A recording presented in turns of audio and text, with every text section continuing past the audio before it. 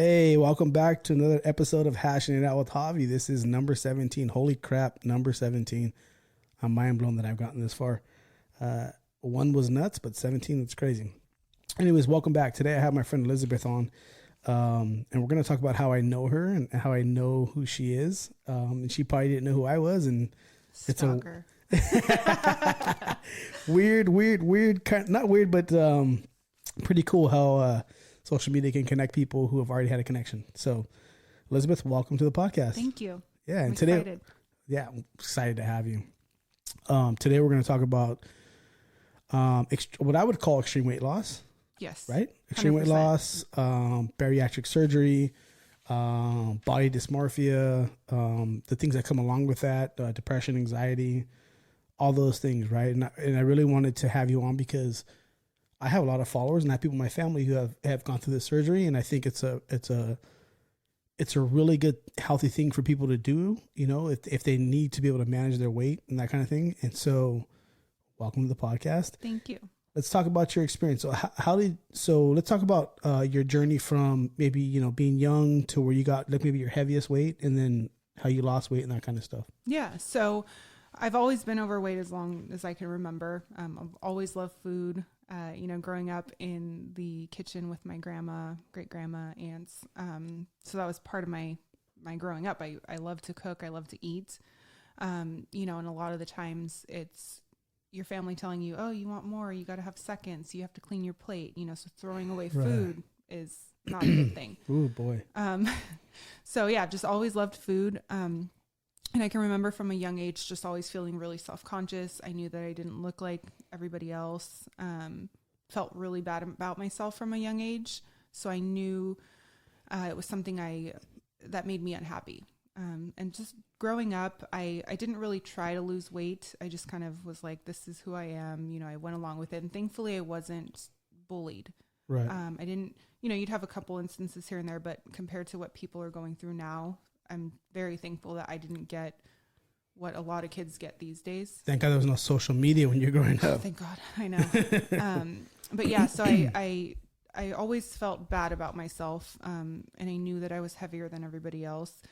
But I didn't really do anything about it. I mean, I tried to lose weight, but it wasn't like nothing major ever happened or came from it, And then, as I got older, I started to get a lot of, ear infections and sore throats. So I was sick all the time, probably like once a month. And I started going to my doctor and they would do blood tests. Everything was fine. I went to 2 ENTs. And the only thing they ever told me was that it's because you're overweight. They said, that's it, which I feel like is a big, thing when you go to the doctors. They just kind of like brush it under like, oh, it's because you're overweight. It's because you're overweight. Yeah, you got no problem. You're fat, whatever. You're just fat. That's it. So it would frustrate me because I was like, it doesn't make sense. I've been overweight my whole life. I never, when I was younger, I didn't struggle from being sick that often. So I was like, what the hell? What is it? Right. So finally I just got sick of it. I was tired of being sick all the time because eventually, you work, you have to go on with life, but you can't be sick every month, so I was tired of it. And I finally realized I wanted to do something about it. So I had considered weight loss surgery, but didn't really know much about it. Didn't know if I ever really wanted to do it. I've had it in my mind for a while. I thought maybe I'll lose some weight, and then once I lose a little bit of weight, then look into it. One specific memory that will haunt me forever is I went to an ENT with my sister. And what's an ENT for the an ear, nose, and throat doctor? Okay. Because every time I would get sick, it was always my right ear, my nose, and my sore throat, and I would be sick for like a week. So it was frustrating. You can't take a week off of work every month. Yep. So we went to the ENT. It wasn't my primary doctor, and then we went into the office, and he wasn't even in there for like 2 minutes, and he was just like, oh, you're overweight, you need to lose weight, and don't even bother exercising, just get weight loss surgery. And I could feel my face get so red with embarrassment, and I was pissed, and I could see my sister, who will always have my back for everything. And she was ready to fuck that guy up. She was like, so I'm going to fuck this doctor up. Fuck this puto. The way she was looking at him was like, you could step outside, Liz. I'm going to fuck him up. But, you know, I shook my head at her. I was like, don't make a big scene, because I was embarrassed. I've always been really shy and really introverted, you know, so I was just like, oh my God, like I was embarrassed, you know, and I didn't know what to say. So we ended up leaving. As soon as we got outside, I just broke down and cried. And that was something that stuck with me. How old were you? I think I must have been like early 20s. So you were already an adult and still dealing with this. Yeah. Crazy. And so, yeah, I mean, it felt like, you know, I was just a person in there. He just wanted to be done with it. He didn't ask me anything about my history. You know, for all he knew, I could have just lost 50 pounds or something, you know? Yeah. He was just like, don't even bother with exercise, just get surgery. It's so crazy because doctors today, like, I'm not saying all doctors, before somebody jumps in my DMs and gets angry and upset, but a lot of doctors today, you're basically like, you're part of an assembly line, you know? Yes. You come in, they look at you, they look at your chart, you're out of here. You're in the chart, you're out of here. Yeah. And I understand there's a lot of us for them to look at, but the sort of compassionate care has been gone for a long time. 100%. And that drives me crazy because people like you, like, hey, dude, I got an ear, nose, and throat problem. Like, oh, you're fat. Get out of here. Yeah. I was like, how does that relate? And why, if that is the case, why have I not experienced this my whole life growing up? This had just happened in the last like few years. I was at that point trying to figure out, is there something else wrong with me? Because I was like, there has to be something in this connection of my ear, nose, and throat. I was like, but I don't understand what my weight has to do with that. You're like, hey, fool, do I got allergies? Yeah. I was like, I don't know. Maybe I just need to He's like, nah. He's like, nah, stop eating cheeseburgers. Yeah, exactly. He's like, stop eating all the time. So that was just a big moment for me. And just the person that I am, I remember growing up always wanting to be invisible to everybody. I was ashamed of how I looked. I didn't want to, you know, I wanted to fly under the radar. I was embarrassed of how I looked, but wasn't doing anything about it at the same time either. Right. So I've been very sensitive to that type of stuff for as long as I can remember also. So I just remember that being really devastating to me.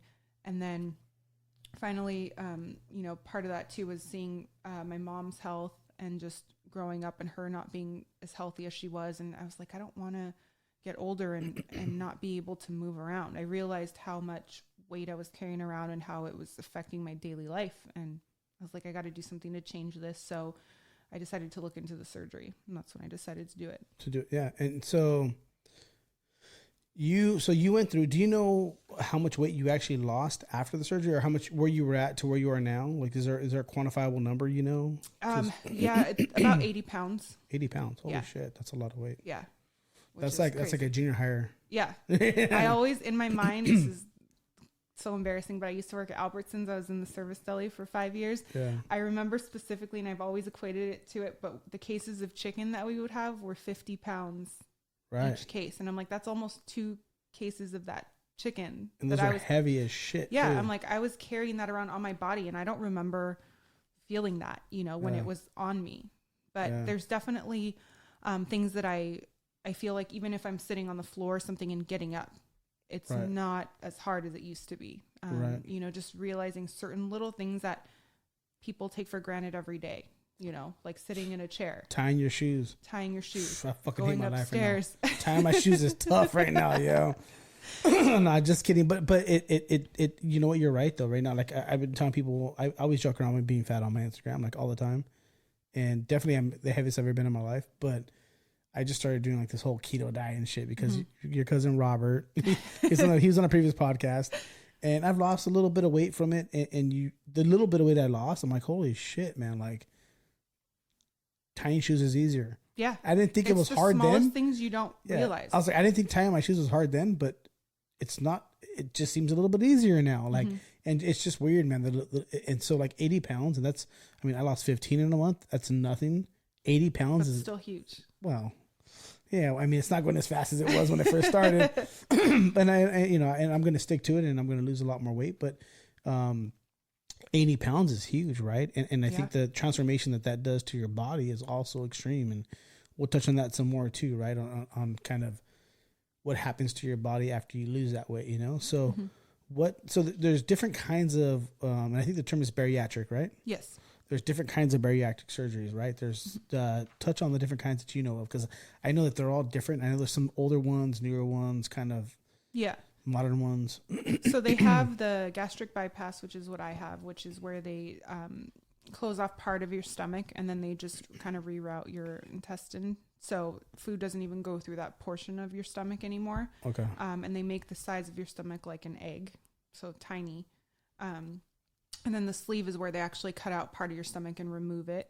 And then there's the band surgery, which they tie off part of it. I don't know too much about that one, and that one's not as popular from what I remember when I was researching. Okay. But the gastric bypass is for people who have to lose the most weight. So if it's somebody who wants to lose a minimal amount, they would want to do the sleeve. And then I chose to go with the gastric bypass because I knew I needed to lose a significant amount. So after you have that surgery,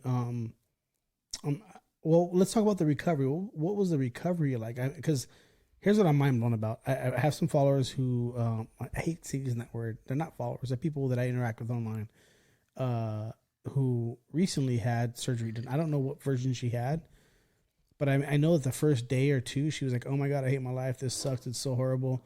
And she was in a really bad place. Of course, she just had gnarly surgery, right? Right. But like within like 2 or 3 days after that, she's like fucking back to normal. She's like at family parties. She's like living her best like life. Ever happened. And I was like, holy shit. And I remember messaging her going, hey, you're back to living your best life. She goes, I am. It's crazy. I was like, in like 6 or 7 days, she's like, yeah, I'm fucking back to normal pretty much. And I was like, that's insane. Yeah. So like, what was your recovery like? Mine was actually pretty straightforward. Like I definitely wasn't back to normal after 2 days. It took a while. But I had done a lot of research prior to getting the surgery, went on YouTube, went on Instagram. I wanted to see what other people experienced, to know what I was going up against. And I heard, horror stories where people were like, they couldn't eat for, a few days. They were throwing up a lot. Diarrhea, that was another thing too. Sure. They call it dumping syndrome, where because you can only eat, after the surgery. Well, okay, let me go backtrack a little bit. So a couple days, you have to go to your doctor, get clearance and everything for that. And then you have to go to some classes before to make sure you understand everything. You meet with other people who are going to, go through the process. And then a couple days before, you have to do an all liquid diet. So I was drinking protein shakes because you have to keep your protein intake up. You can't have any food at all in your stomach. So that was hard too. For the first, I think it was 2 or 3 days before the surgery, it was just straight protein shakes. I was a real bitch during those 3 days. Oh, I bet. I'm so hungry. God damn, I just want a cheeseburger. Yes, anything. That and no coffee, which was hard for me. No coffee? No coffee. No caffeine. I wonder why. Anything. I don't remember, but just the way it affects the body and everything. So I was like, all right, I just got to suffer through this, but I did. Went in for surgery. Wait. So you were a hungry, uncaffeinated woman? Yes. Oof. I just stayed in my room with the door shut. Jesus. Dark. Thank God you weren't married. I was actually. Oh, you were married at the time? Mm-hmm. Oh, okay. Fuck that poor dude. Sliding protein shakes under the door. Here you go. He's like, here's your protein shake. I'm going to leave. Out, I'm out. Holy shit, man. That's crazy. But yeah, it was tough for sure. But I had thought about all that stuff before I even agreed to do the surgery. I had to make sure I knew I was ready to take on all these changes because it was not going to be easy. So once I decided, okay, I'm ready to do this, let's do it. So that happened, went in for the surgery. I had never had a surgery before that, anything. So I didn't really know what to expect. I just remember, they gave me some drugs. I started feeling real good. They wheeled me into the operating room and I just remember seeing like stainless steel everywhere. And there was like people, all the nurses around me, they like laid my arms out, started strapping me down and Wait, you were awake when they're doing this? Yeah, they already gave me some stuff and then they were. That's so medieval, man. Put me to sleep first. I know, I was like, what the hell? And yeah, so they were getting me all set up and then he's like, okay, I'm going to put the mask on you. And then I was out. I woke up and I remember a nurse standing next to me and I was like, okay, I made it through. So that's good. And I was cold, was in the hospital, I think for 2 or 3 days after that, just recovery time. Oh, you had to be in the hospital for that much time? Okay. Yeah. And so I just remember like it was uncomfortable to sleep. Nurses would come in, they would give me shots or like medication or whatever to help with the pain. Or if I felt like, you know, I needed something, I'd just push a little button, but it was okay. You know, it wasn't anything terrible. It was just uncomfortable. But I didn't feel any pain, which was nice. I didn't have any bad or negative reactions. I was just, you know, hanging out there. They would get you up and you start walking a little bit. So they'd, you know, cruise me down the hallway, just kind of get you moving a little bit. And then you have to drink, they have like little shot glasses. So you have to drink a certain amount of those each day because they want to start getting you, you know, something in your stomach. So you haven't, I hadn't had food at that point for like 3 days, 3 or 4 days. Yeah. So they start you with water and they would just every, you know, hour they would come in and you literally can't drink. You couldn't just take a shot, you know, you'd have to literally sip it. And even that felt like you were chugging gallons of water. It's so weird. It's so weird because your new stomach is a lot smaller than it was before. So you're not used to being able to. Yeah. It's crazy. Yeah. It's weird. And you think like, you're like, no, that's not going to be hard. But just drinking it was just like a little baby sip. And then you'd feel it go all the way down and you would just have to wait a little while before you could take another one. But you're so thirsty, you know, at the same time. So you were thirsty, but you couldn't get enough in you because you had to wait. Yeah. You have to just let your body, you know, take it in slowly. Otherwise you could vomit or, you know, something like that. So that was hard. So they did that. And then they started incorporating some protein shakes. After a couple of days, I got out of the hospital, went home. Same thing. You're just on the protein shakes for a couple of days, even then, before you can start transitioning into real food again. And then once you do that, it's soft foods like oatmeal, you know, tuna was a big one. And even like these foods now, it's hard for me to eat them because I got so used to eating it during recovery time. Like the protein shakes, just smelling them makes me sick because I ate them for so long. It's like having tequila where you throw up on tequila and you're like, I don't want to drink that ever again. No, it's like memories. And it wasn't bad. You know, I was not, compared to what I had researched myself, seeing other people who were really, really sick, couldn't take anything down. They were vomiting or they had to go back to the hospital. I was like fully expecting that to happen to me. Thankfully, I didn't have any issues at all. So, it's kind of hard for me to remember now, but I think maybe like a week. I think I took a week off of work. But I would just get up, I'd walk around the house, do little baby steps, work on getting my protein, and then just slowly started adding in more food. And it was really weird to go from eating what you normally eat to like literally like bites. You know, I could eat maybe like 3 or 4 bites of food and I was full. So you, that's so extreme to me. So you were back to work within a week? Yeah, I think I took a week off. Might have been a couple days more, but I'm pretty sure it was a week. Damn, that's crazy. But I also have a remote office job, so I'm not out, you know, moving around, walking around. You're at home pretty much working on. I think if it was a more physical job, I would have probably needed more time. So that's so crazy. So you go from being able to eat like standard American meals, which is we're gluttonous pigs. You know, everything. Let's like be honest. We're 10 times as much as you should. Yeah, like our steaks are like fucking. Here's a 3-pound steak, and like you're supposed to be like 500 grams of steak. And it's like, come on, it's ridiculous. Yeah. So and then, so now you can only eat a small bit, right? Like you said, like an egg size shape, right? So are you still only able to eat meals that are small, or no? And that's the thing too, is your stomach can still stretch. Like you can stretch your stomach back to a bigger space, so you can physically fit more food in there. And that's part of the struggle. Is over time, you know, you learn to eat a little bit more, or you go back into your habits because it's a mental thing. You know, when people say, I don't understand why you can't just not eat food. Don't just put the food down. It's a mental struggle too. Right. A lot of people, I think, who are not overweight or who don't struggle with those issues don't understand, you know, if it doesn't come naturally to them. You have somebody who grew up very fit or never had that issue. They don't understand, you know, and because a lot of people eat for different reasons, you know, if you're upset, you're angry, you're happy, all these things. So I also think people, it's also a generational thing too, right? Like, so like growing up, when I came to my grandma's house, I love her, man. Rest in peace, my grandma Rosie. She was a big woman. Most of the women in my family were big women. Yeah. Going all the way back to my great-great-great-grandmother. But they were like, Mijo, did you eat yet? Can I feed you yet? And they had like a can of lard on the, you know. Yes, they just want to feed you as soon as you walk in the door. They just want to feed you, right? And I'm not knocking lard, by the way. Lard's good fat. I mean, like, there's some bad fats and there's good fats. You know, my great-grandmother, rest in peace, Grandma Clara, she loved like eating the meat. From what I've been told, Yeah. I was a young boy when she died. I think I was 10. But I've talked to my mom and other people, and she loved eating like the fat off the tri-tip. Like, give me that fat. My I grandma want the does fat. that too. She's I love like, the toast it up for me. You know with what's the crazy? tortilla. I love the fat at tri-tip. I mean, because Yeah. it's real fat. It's not the fake shit that's making us sick. It's the not the saturated fats. What's the name of the fake fats? There's a fake fat name. I can't think of it either. But there's a fake fat that now is outlawed in America, but it took I don't know how many years to make it outlawed here. It's been outlawed around the world before, and that's the fat that's really bad for us. The fat has been making us sick. It's a fat that is really bad for our hearts.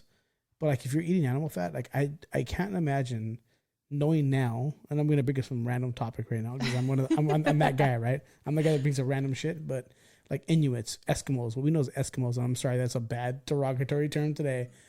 But Inuits or Eskimos, as you know them in Alaska, they don't have vegetables. They can't grow vegetables. Yeah. What is it, balut? Yeah, they eat balut. Yeah, they eat whale blubber pretty much. And they eat animals that have a lot of fat in them and just meat. They're basically carnivores pretty much, and that's it. They have a carnivore diet pretty much. They have zero, from what I've read, heart disease.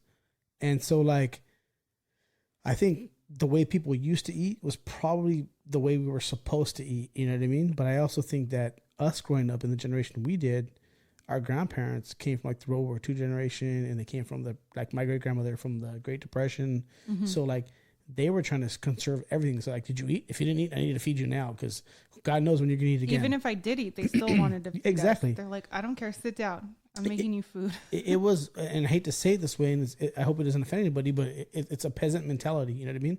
Like we don't know when we're going to get food again. So I have to feed you now. And if I can feed you every time I can, then I'm going to have to feed you. And so it's just a weird kind of thing that we grew up with. Like I knew my grandmother, man, my grandmother Rosie, man, she was in love with food. She was a big woman until the day she died. She was a big woman. And I love food. I mean, it's the the heart of everything. You know, you go anywhere, you eat with people. I love to cook. Right. I love to eat. I love to share food with people. You know, you come over, it's like, hey, let's sit down and eat. That's how human beings bond a lot of times, is by over a meal, right? Mm-hmm. So, but yeah, so it's crazy that we were taught that. So I remember growing up being like, you better finish your food. Mm-hmm.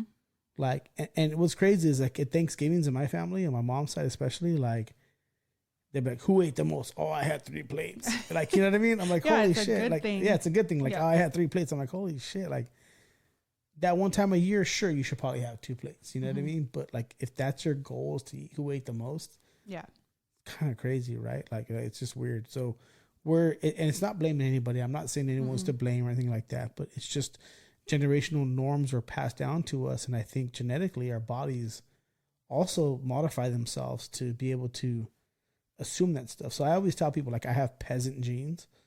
Because like I look at a piece of fucking bread and I'm like, I gained 5 pounds. You know what I mean? Like same. It's peasant genes, like, to be honest, because our bodies they adapted to be able to survive. You know what I mean? Yeah. So like I'm sure whatever we come from, you and I, there's like going all the way back, looking back in historical times, our ancestors probably didn't have much food or much anything to survive. So our bodies learned to kind of reclaim whatever it could. Mm-hmm.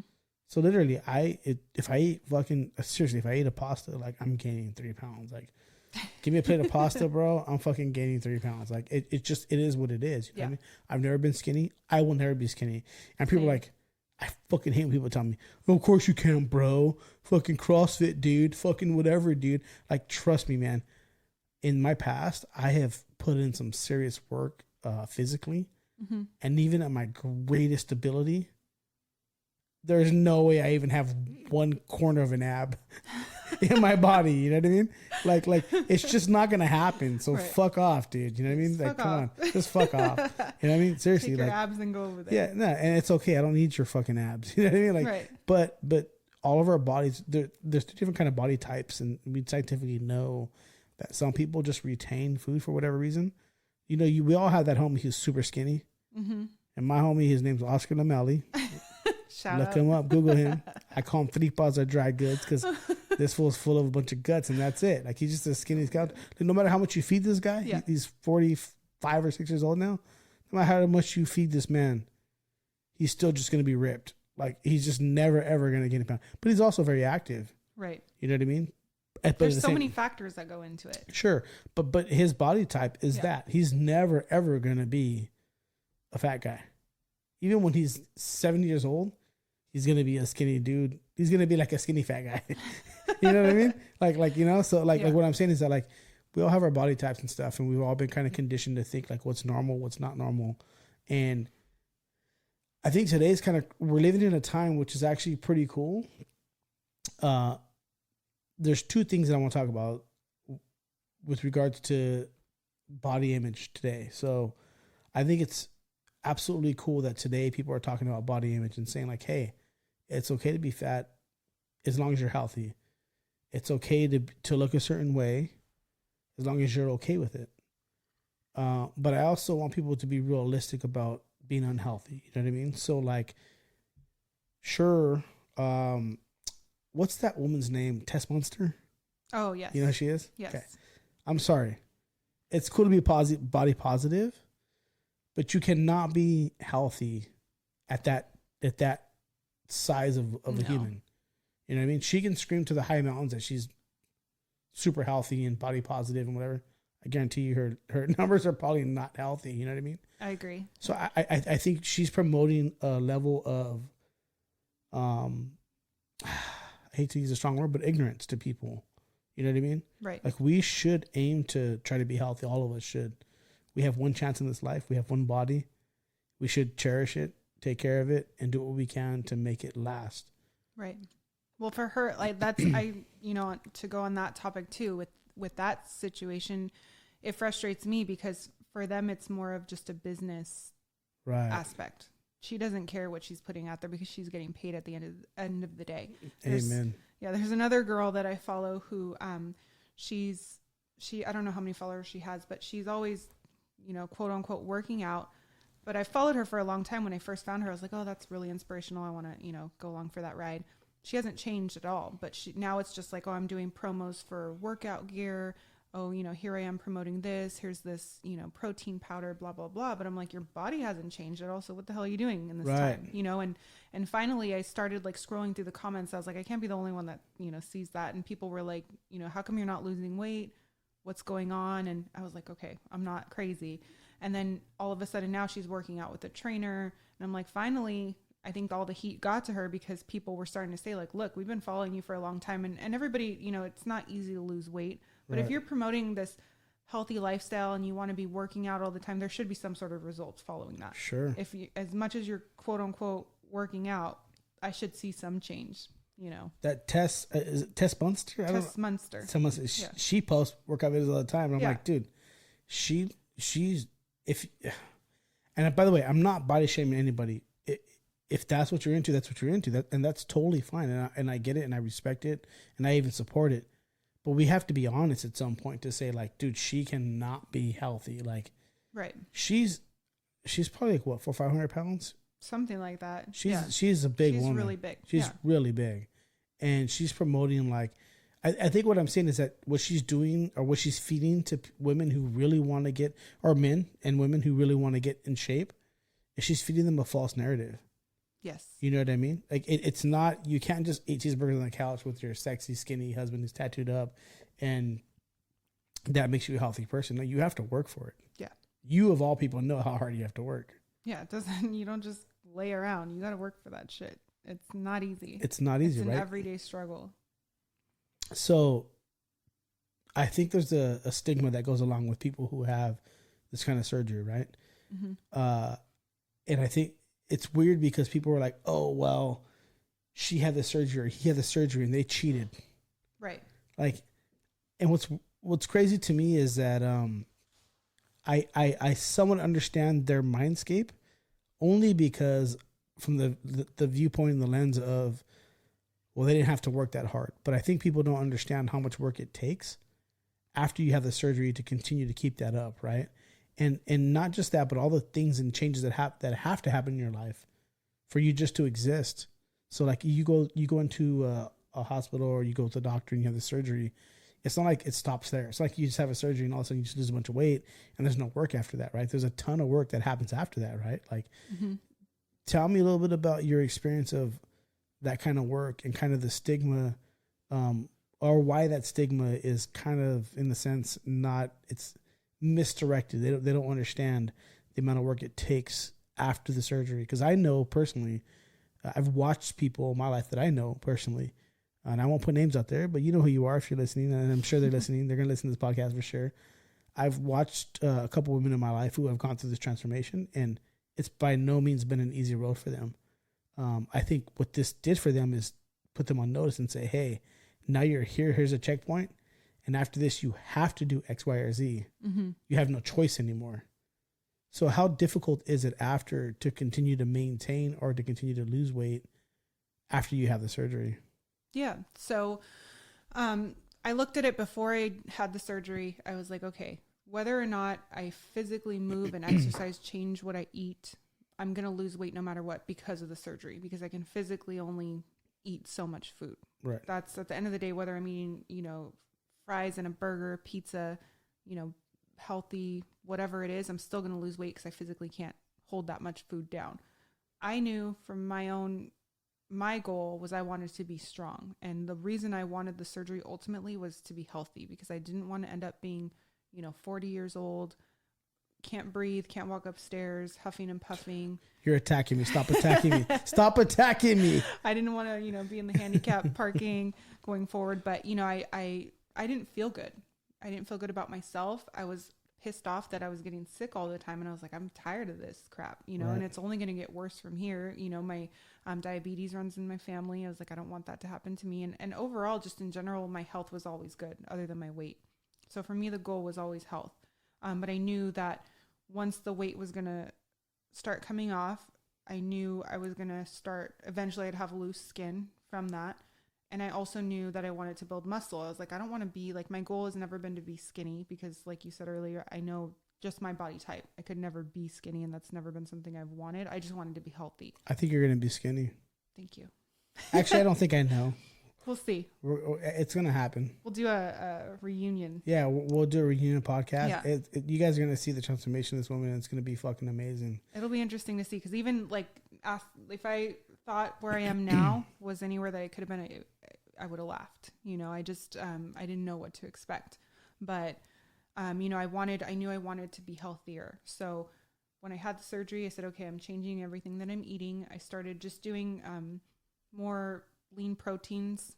That was pretty much it. Vegetables. But again, it took a long time for me to realize what my body could and could not hold down, which was also its own.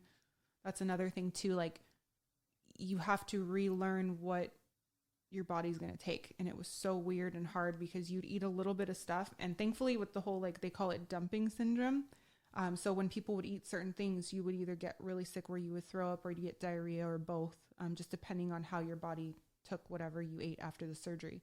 I always had, it was just vomit, thankfully.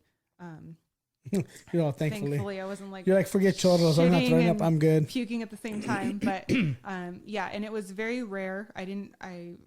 Which I kind of sometimes think, is that good or bad, because it's I could still eat pretty much whatever I want now.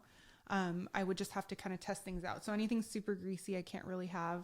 Burgers for me was something that I couldn't eat a lot of. For whatever reason, I've done a lot of personal testing just on different types of burgers. If I make like a homemade one, I'm okay. But if I eat like In-N-Out, the habit makes me sick sometimes. That's interesting. Yeah.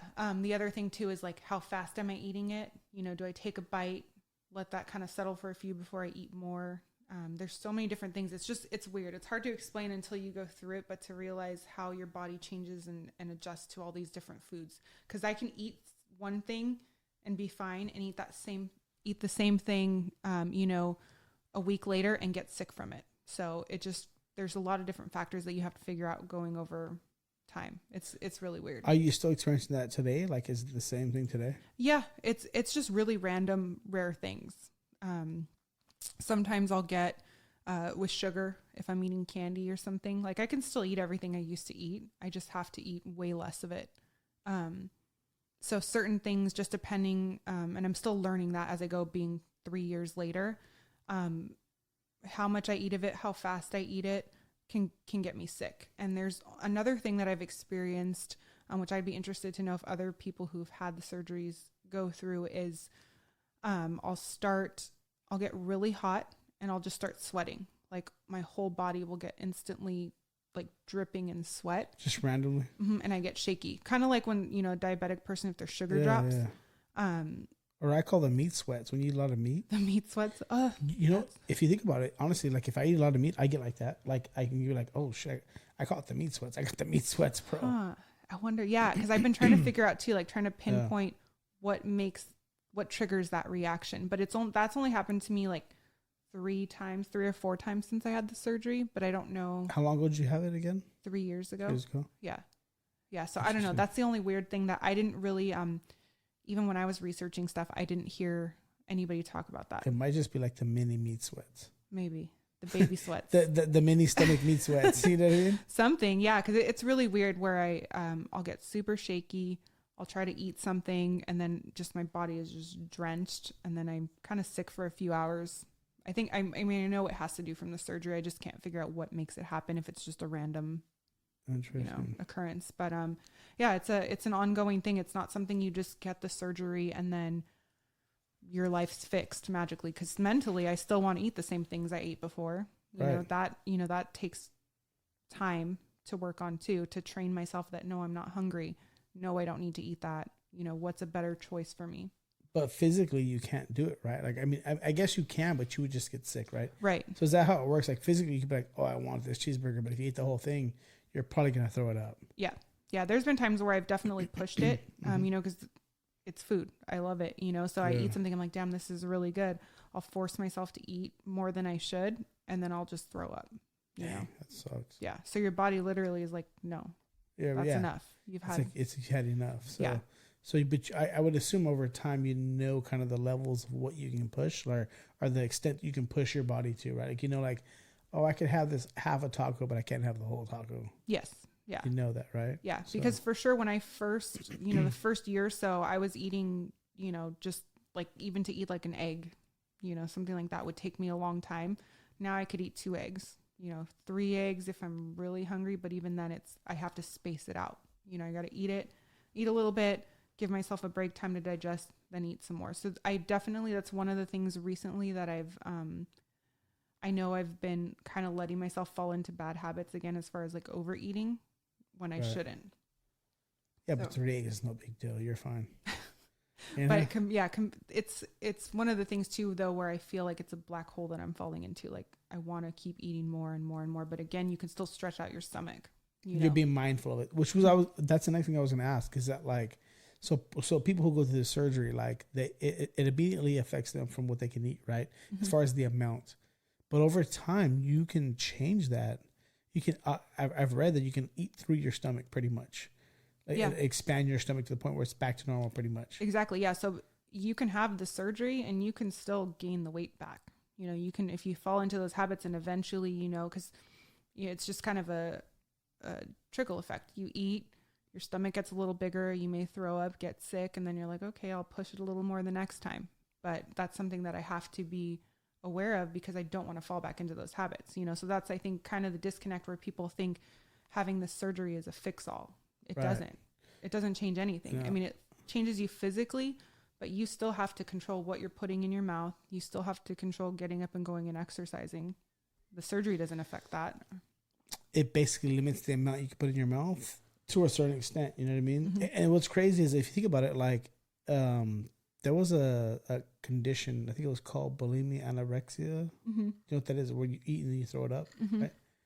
So, like, if you think about it, this is like, that was the rich girl syndrome, right? Like, yeah, I'm so rich that I hate myself and I want to be skinny, so I eat a cheeseburger and I throw it up a minute later. Like, this is kind of a surgery in the sense that, like, kind of is enacting the same thing in a sense. Like, you can't eat as much as you'd want to, but if you do, you can throw it up. Yeah, your body just rejects it. See, I didn't know that, so I had no idea. I just figured like it would go through you, but it wouldn't feel good. Yeah, no, your body literally, like, you feel so sick and shitty, and even and again, it's dependent upon the food. Like if I eat some grilled chicken or salmon and some veggies, it feels different compared to when I eat a burger and fries or pizza or whatever it is. So the shitty food feels worse? Mm-hmm. Yeah. That's crazy. So what is it? I wonder what it is in the stomach that knows this is not good for you. You know what I mean? But I mean, and I think that translates to even people who don't have the surgery. You know, when you eat better, your body, when you eat for fuel versus pleasure.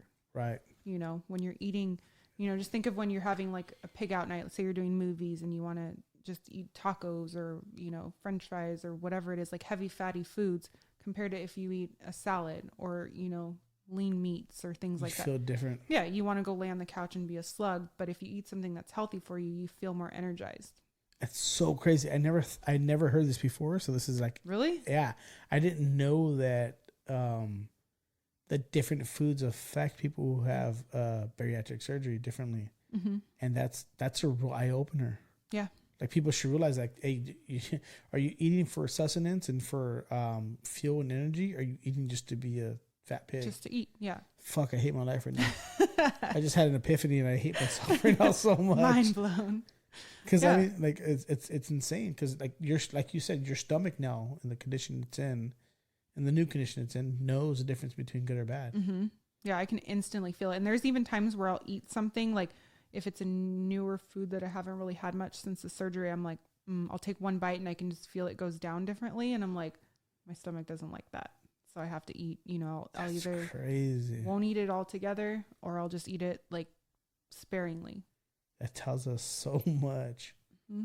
That's insane. Yeah. Yeah. But it's, I mean, even I can tell, I mean, the last few months I haven't been eating the greatest and I haven't exercised, kind of lost my motivation. And I can definitely tell because I haven't been putting the good food in my body that I feel sluggish. I feel tired. I don't like my sleeping's been off. It all affects it. Affects everything, right? Mm-hmm. Well, get back on track. I know. Gotta get my shit together. All right. So question for you. Before the surgery, what was your experience like with diets and stuff? Like, do you believe in diets? I Before believe and in after. diets. Yeah. I never followed them personally just because I don't like sticking to plans. I know that they're definitely beneficial because you see people who stick to them. But I just honestly, I'm too lazy to stick to a diet. So I knew for me long term, that was the other thing. I was like, yeah, I could do a diet for a couple weeks or a month and I'm going to drop some weight, but long term, it's not feasible for me. I'm not going to be like counting calories, tracking all my food. I just don't like doing that kind of stuff. But before I didn't really try anything, you know, I'd go for a walk with my dog or very minimal stuff. I was always never, I was too embarrassed to go to a gym, had no idea what I was doing. I was like, oh God, everyone's going to look at me, make fun of me. Typical, you know. Yeah. So I just kind of like tried stuff for myself, but I wasn't serious about it.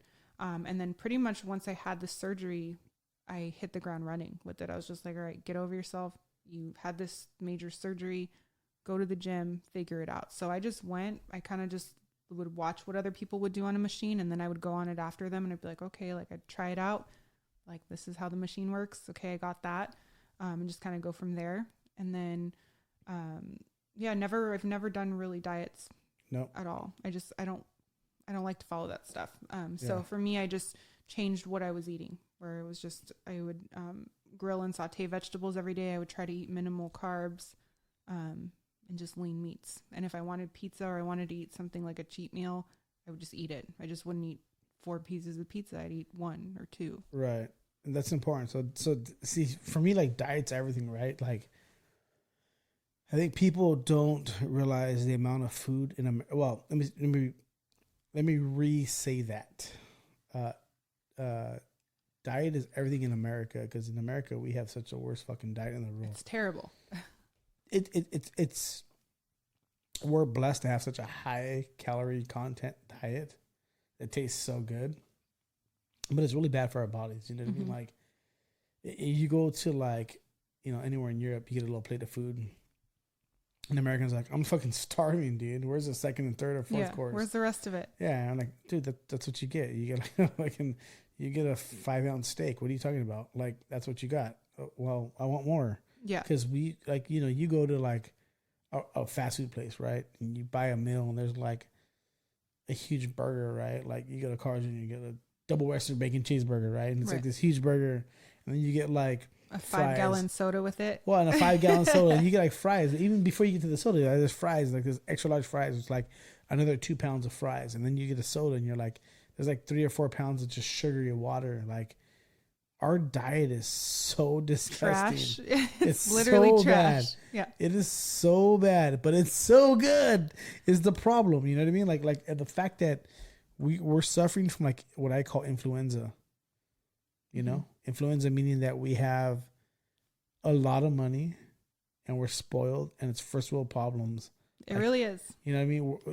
Influenza meaning that like, dude, there's so much money that okay, let me put it this way. I was watching a show the other night about the homelessness problem in Los Angeles. And these homeless are fat as fuck. Like, where in the world do you have the worst population in your society, like the most the population that's the poorest, be able to be the fattest? Like, how do you have fat how hobos? Does that work out? Yeah. You know what I mean? Right. How do you have fat hobos? That's such a 1980s word. Hobos, fat hobos. Yeah. How do you have fat homeless people? It's insane. Right. And they're not just fat. Like, they're fat, they're out of shape, and they're okay with it. They're like, yeah, it's cool, man. I got a tent on downtown fucking whatever street it is. Living life. Yeah, and they're living life, and they're fat. Like, dude, there's not a homeless person in this world outside of America that's fucking fat. Right. And if there is, then they're suffering from the same influenza we are. Like, we have a problem. You know what I mean? Yeah, And definitely. it's food.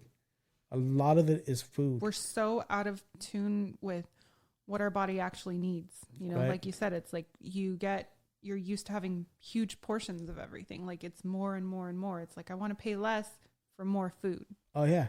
Well, I always tell people, so I've said this before in the podcast, before I'm going to tell the story again, that like, we don't realize how good we have it as Americans, and it drives me crazy. It makes me sick, and this isn't the problem with my mind. Like, my mindscape is that I get stuck on thoughts like this that makes me grossed out. And I will never forget just, I'm not going to tell the story again, but let me just say it this way. Like, you can go to the store today. You can go to Jack in the Box today, and you can buy a fucking Jumbo Jack. And that Jumbo Jack has beef in it. It has bread in it. It has a slice of cheese. It has lettuce in it. It has mayo. And it has ketchup in it. Those are 6 ingredients and you could buy that for like $1 and change, right? Right. And it's full of probably 1,000+ calories. It's probably not the best for you. It's probably a bunch of shit ingredients. But you can do that, and you don't have to know how to raise cows and slaughter them. You don't know how to find the germs and stuff it takes to raise wheat, to make bread. You don't have to know how to raise or how to grow lettuce. Yeah. Or how to grow tomatoes to make ketchup. Like, all these things, you know what I mean? Or mayo, chickens or whatever. No, what's mayo from? Eggs. It's from eggs, right? So you don't have to know how to raise chickens and whatever else to make mayo. Like, people you can don't buy, appreciate what it's goes just into such making. a high calorie content for such a little bit of money, and we're so fucking spoiled. Our diet is shit. Our diet has been shit for generations now. And again, I say it's because we have a peasant diet. It's been a peasant diet since World War II because we've been afraid that we couldn't feed people. And that was a problem then. It's not a problem now. But again, when the homeless are fucking fat as fuck, you have to. It says a lot about your society, your community. You know what I mean? Come on, man. Like, these guys, like, literally, these guys are fat as fuck. Yeah. I mean, well, when you think about it too, it's like, oh, you can go to the drive-thru and spend like, well, now it's a little bit more, but $5-10, you can get a whole meal. Oh, yeah. Of shit. Well, just for a snack, though. Like, you're eating an entire meal and a snack. Like, you go to the drive-thru, you already had dinner, and then now you're eating fucking licorice, popcorn, buttery popcorn. It's so good, right? Exactly, right? So good. It's fucking soda, right? Like, all this stuff. We're just shoving like corn and sugar and shit in our gullet. Like, it's crazy. It's weird. We're suffering from, like I said, I call it influenza. Like, we're affluent. Maybe I should call it affluenza. Affluenza. That might be the proper term. Sorry, I messed that up. But affluenza, like, in other words, it's like a flu and a sickness of having so much. You know what I mean? Right. So, well, and again, it's, are you eating to fuel your body, or are you eating for pleasure? right. You're eating just because it's there. And then now, even with everybody working from home, you have access to your kitchen all day. That's one of my struggles too, is like every couple hours I'm like, oh, I need, I want a snack. I'm not hungry. I'm just snacking because the freaking fridge is right there. Yeah. And I have to stop myself and think about that all the time. And then my fat ass over here working in underwears all day. I'm in my tarantrans, my chonies, you know, stretchy pants on. I've been in my chonies for like years though. I've been working from home for years, even before Corona. So for me, like it wasn't a big change. Right. But I realized though, and I actually look back, like, hey, dude, you started getting fat like when you started working from home, because I just been hanging out in my underwears all day. Right. Yeah, and you don't go anywhere. You don't move. You have no reason to get up and be on the go. Stop lying. I go from my couch to my office to the refrigerator. Yes. You know what I mean? So, but yeah, we're in a weird time, and diet to me is a big part of what we have to look at first. You know what I mean? But it's not, aside from diet though, it's also education and teaching the next generation that, hey, we're not starving. You don't have to finish every fucking droplet on your plate. That's still hard for me even to this day. You know, I mean, it's to get up and waste food. Because also when I grew up, it was like, you don't waste food. You don't throw food. You save it, or at least finish it, you know? Right. So it's hard. But again, a lot of it is the mental. That's the biggest, even harder than the actual physical part of it is mental. And what about serving size, right? Like serving size is everything, right? Like, so in other words, if you're a kid and I'm feeding you, or myself, I don't have to give you like fucking 5 portions of protein and 5 portions of whatever else. Like, I got to give you the proportionate protein like that you need. Right. So like, back to my grandmother, like she would love to feed me. Like, here, are you hungry? Have you ate? No, here's some food. Like, we don't have to always eat. Right. Even my grandma, when she sees me, she's like, you need to eat. Like, stop starving yourself. I'm like, Thoa. I call her Thoa. Yeah. I'm like, I'm not starving myself. I'm eating. Is it grandma I know? Louise Queller? No, that's my that's my dad's. That's your dad's grandma. Yeah. Okay. But my mom's mom. Okay. But yeah, so even like, it's hard for her because she's known me my whole life, you know, and I think it kind of equates what they think. If you're skinny, you're not eating, you're not healthy, you're not being able to take care of yourself, you know, but I'm like, I'm still healthy, you know, even technically at the weight I am, I'm still obese compared to, you know, like standards of that stupid ass chart, which I don't even follow, but it's just things like that where it's just like, it's such a mind trip, you know? Yeah, that chart's stupid too. You're talking about the BMI index. Chart. Yeah. Yeah. So that was a peasant chart when people were super skinny. Freaking crazy. Yeah. I think based on that chart, I still need to lose like 70 pounds or something to be at a healthy weight for my height. And I'm just like, what? Be a fucking skeleton. Yeah. Not interested. But you know, that chart was based upon the food pyramid, and again, back to your cousin Robert, our food pyramid is completely upside down. You know what I mean? Back then it was a peasant pyramid to make people eat in a way that would help them literally get fat, because you wanted carbohydrates to be the number one most important thing on the pyramid, at the very pinnacle of the pyramid, so that people could retain calories, because back then they didn't know they were going to feed people. You know, so like it's just again, we're in a very weird place where we haven't really analyzed that chart and said, hey, no, it shouldn't be carbohydrate first. It should be proteins and fats and all the things that matter for us, or for our bodies to be able to be the healthiest they can be, right? So, but yeah, I don't even know. It's such a loaded topic, because there are so many people out there who are going to go, well, whatever, fats are bad and protein's bad and eating animals are bad and you should be vegetarian and whatever else. And again, I'm going to tell you all, just look at Inuits and Eskimos. There's no obesity in those people. They eat animals and fats, and that's all they eat. They don't even eat a fucking touch of broccoli.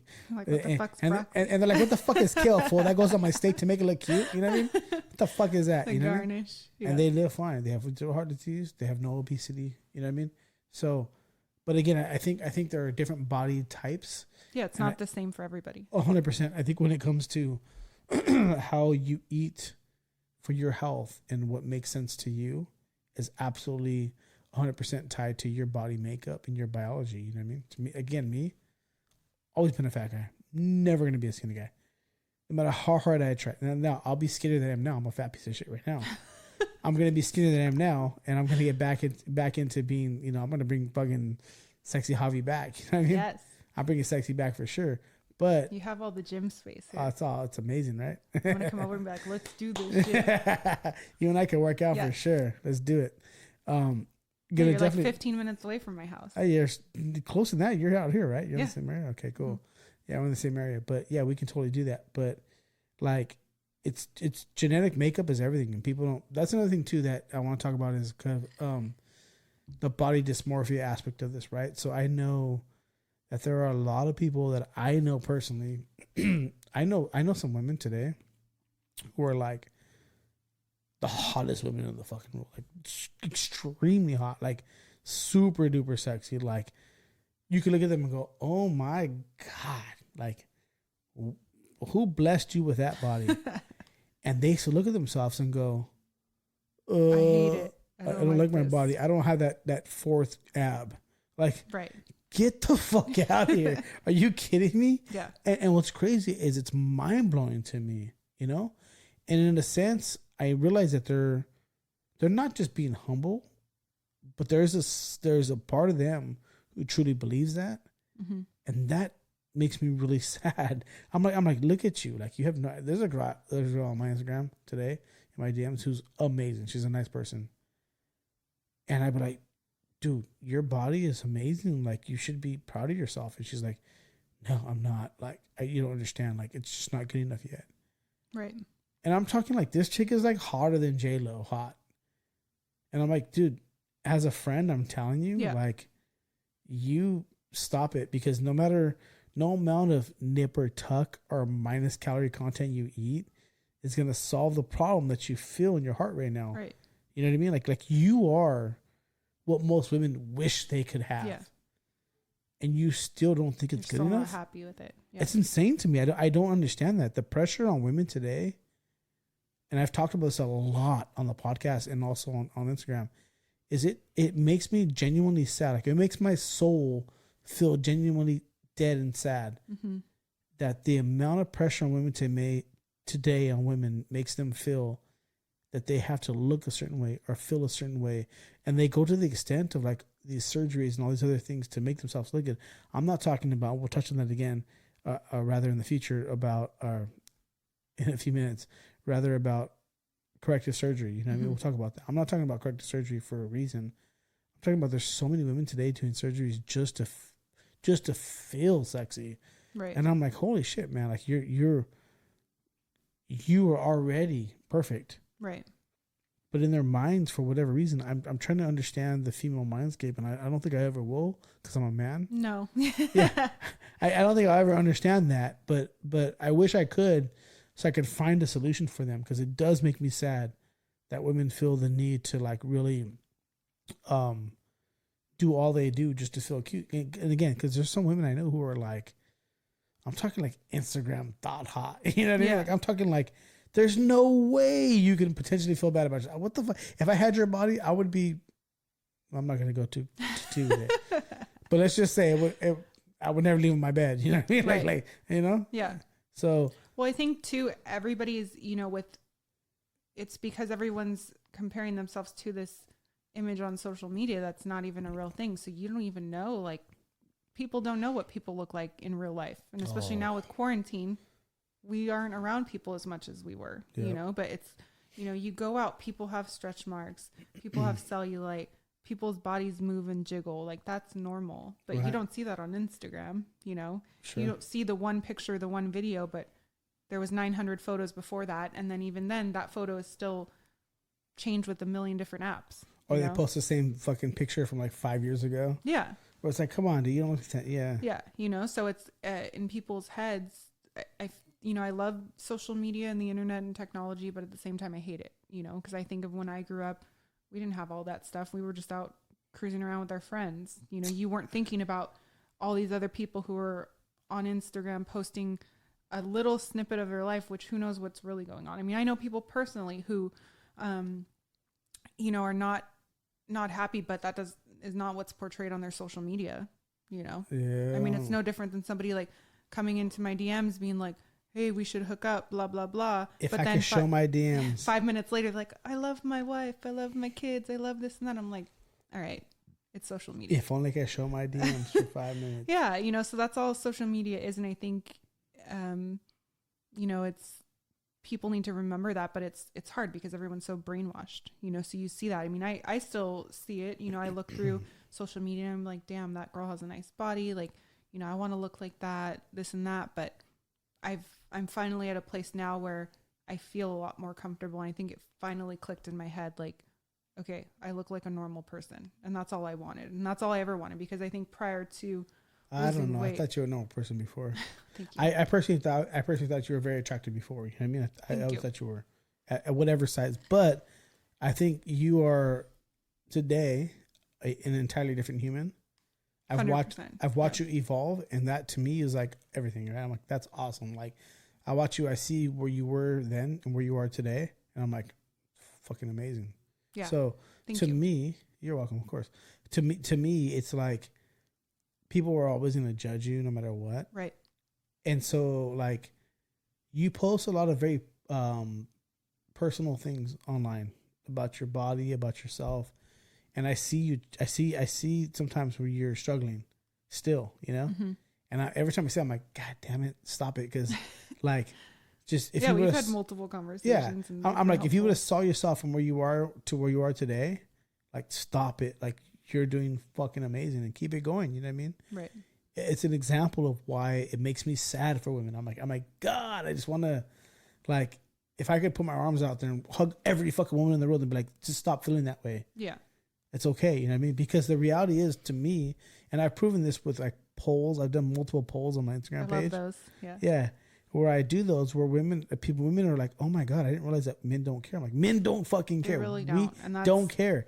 It's something more. I've come to learn, and I'm just like, all right, like that helps out a lot. You have a good looking guy now, right? Tall, skinny, good looking guy in your life, right? No man bun though. Yeah, no. Hey, thank God, man. This girl, like, she used to tell me she wanted a guy with a man bun. I'm like, fuck a man bun, man. So like, look at that guy, right? He's a good. I don't know him by any means, but I've seen him on your page. He's a tall, good looking guy, and I'm like, look, you found that guy, right? He's not. Which worried I never would have thought, prior, right? And he loves me and tells me all the time. He's like, you need to stop obsessing on it. He's like, I love you the way you are. Yeah. I think you're beautiful. I love your body, and even then still in my mind, I'm like, no, fuck this shit, but it's definitely helped me. Yeah. Because it's not about men. It again, back to the point, it's about the mindscape of how do we solve that problem in women's minds, that it's deeper than nip and tuck. It's deeper than skin. It's deeper than fat. It's deeper than all those things. And women are the cattiest to other women. Oh, I mean, God. More than anything. Like, that's one thing I've never understood. It's like you can just see a girl and they just instantly don't like you for whatever reason. And I'm just like, what the hell? Like, I was just saying, hey, have a good day, and it just makes no sense, But I think it's important for people to remember that it's okay. Everyone's going to be beautiful to somebody, it doesn't have, I don't know why everything has to be such a competition either. Right. That's true. Yeah, for sure. Because you could think one girl is the most beautiful girl you've ever seen. Another dude could think not attracted to her at all. Doesn't mean that person's ugly. It's just not your type. Yeah. I just think we're so hard on people these days, man. It's crazy how hard we are. And we should be hard on people when it comes to health. Like, I'm okay with that, right? Mm-hmm. For instance, I'm okay with my friend coming to me saying, Javi, you're a fat piece of shit, get it together. You know what I mean? Like, right. I'm okay with that. I've heard that, in my life recently. And I'm like, all right, good. I'm going to get on it. Yeah. All right. Well, thanks, man. I appreciate it. Good looking out. We shouldn't be soft on people, but we should also understand that, like, there are other things that are working here. You know what I mean? And I've said it before, man. I said it before, and I'll say it again. Like, I feel like Hollywood, these Instagram thoughts. I feel like gay men in Hollywood. If you've ever worked in Hollywood, and I have some connections that I've done things and that space in the past. Mm-hmm. If you ever work with like gay men in Hollywood, they're ruthless. They're like, that. bitch, this centimeter here is not enough. You better fix that shit. Like, there's like, you know, your waist here is not snatched enough, bitch. You better get that together. Like, I always say that there's 3 things that bother me the most about women's self-esteem. Mm-hmm. And it's women first, Hollywood second. And I say women first because they're responsible for their own self-esteem. Right. We're all responsible for our happiness and our self-esteem. And I say Hollywood, and then I say gay men in Hollywood. Oh, and I say that just out of experience as a joke, but it's true, man. I mean, if you look at like the pressure on women is insane to look good, but it doesn't come from men. And that's the crazy thing. I want women to understand. It's not we are going to love you and care about you and respect you for who you are. Even if I met you when you're the hottest chick in the world and you gain 30 pounds over a few years, I'm still going to love the fuck out of you. Yeah, because you love the person. I love you. The personality, the heart, the soul. Yeah. And guess what? That extra 30 pounds just means it's a bigger ass for me to smack and ride that wave. You know what I mean? You know? Like, so I really wish from the bottom of my heart, genuinely, that women can learn to love themselves. Yeah. More than anything. And I've said that again and again and again. And it really pains me. I see it every day. Yeah. I there's women that interact with online who are like super duper hot, like extremely hot.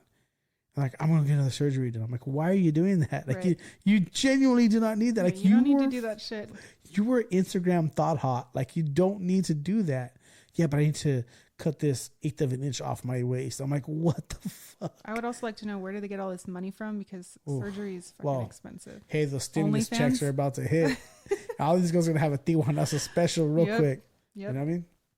So let's talk about plastic surgery, because that's another point I want to touch on. Is that I wouldn't call it critical. I've been joking. I would. Would you?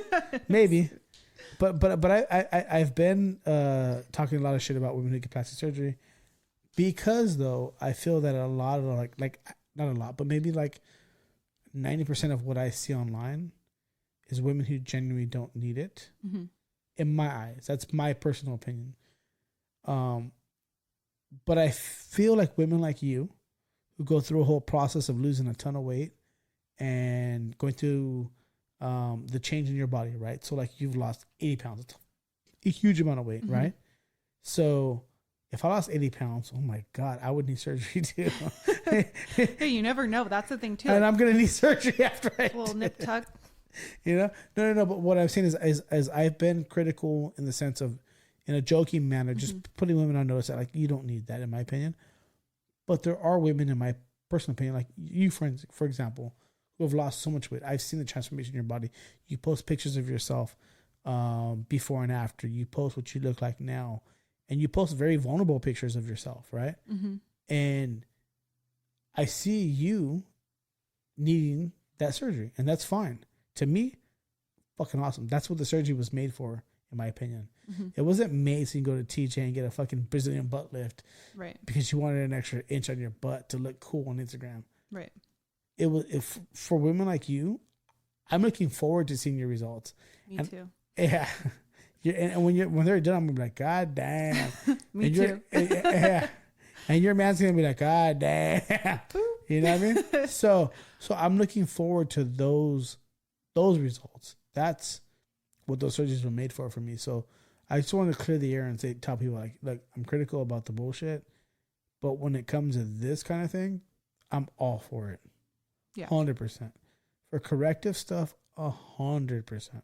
But I also think, I've thought about this too, because prior to me losing weight, I used to feel very anti-plastic surgery. I was like, you know what, just be happy with what you were born with.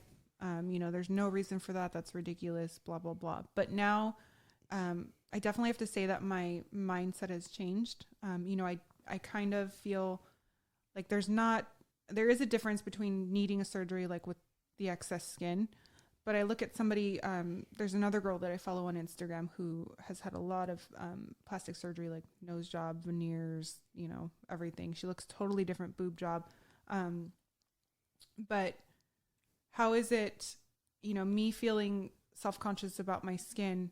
I don't really see as different from somebody else, let's say feeling self-conscious about their nose. Maybe they hate the way their nose looks, or, you know, whatever it is.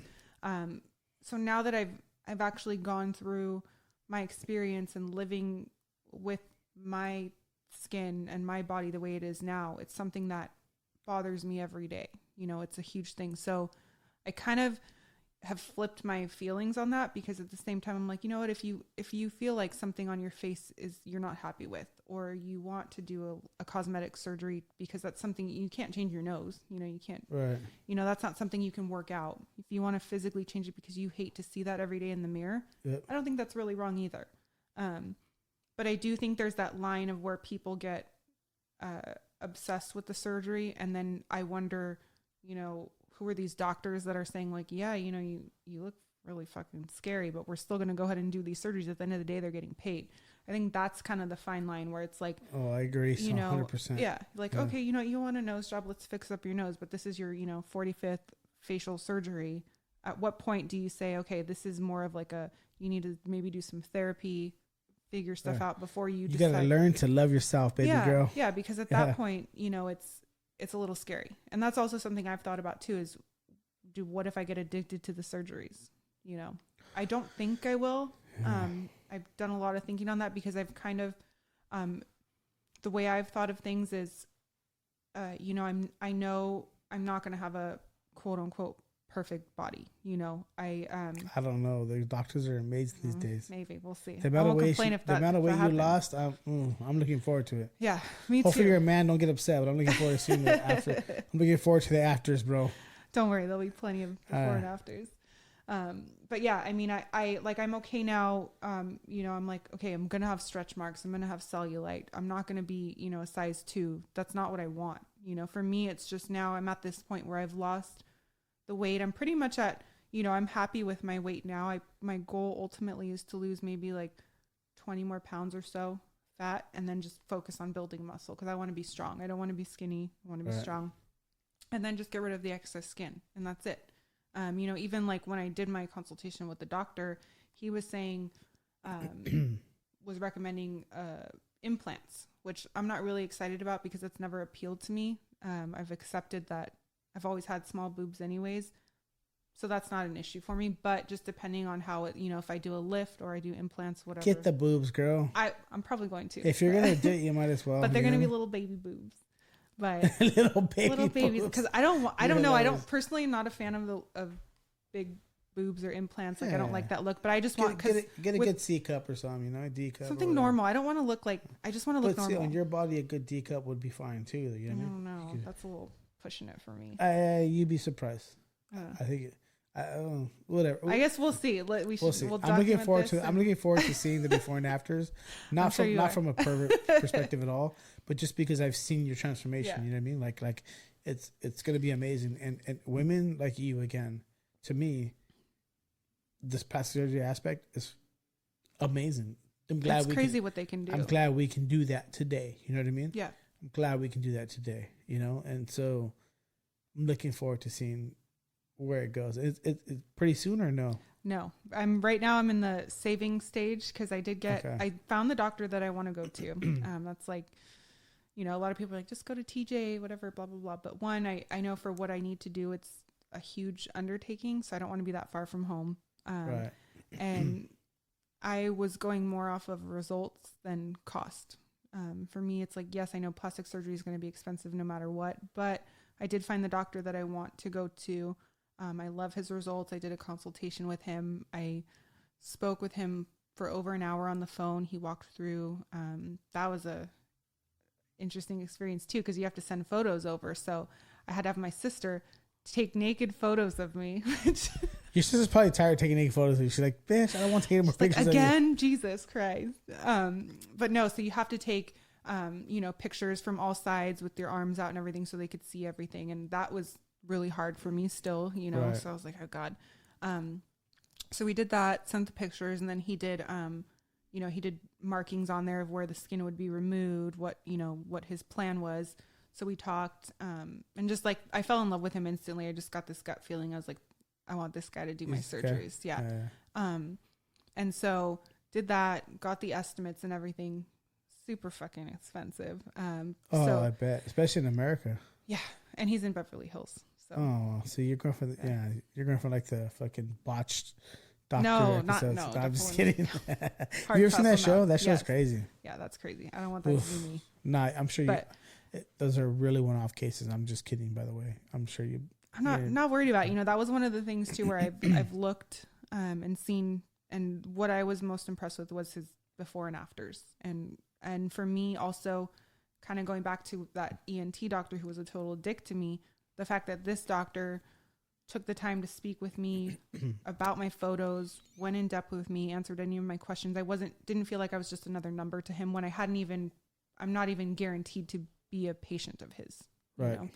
So I did enjoy that.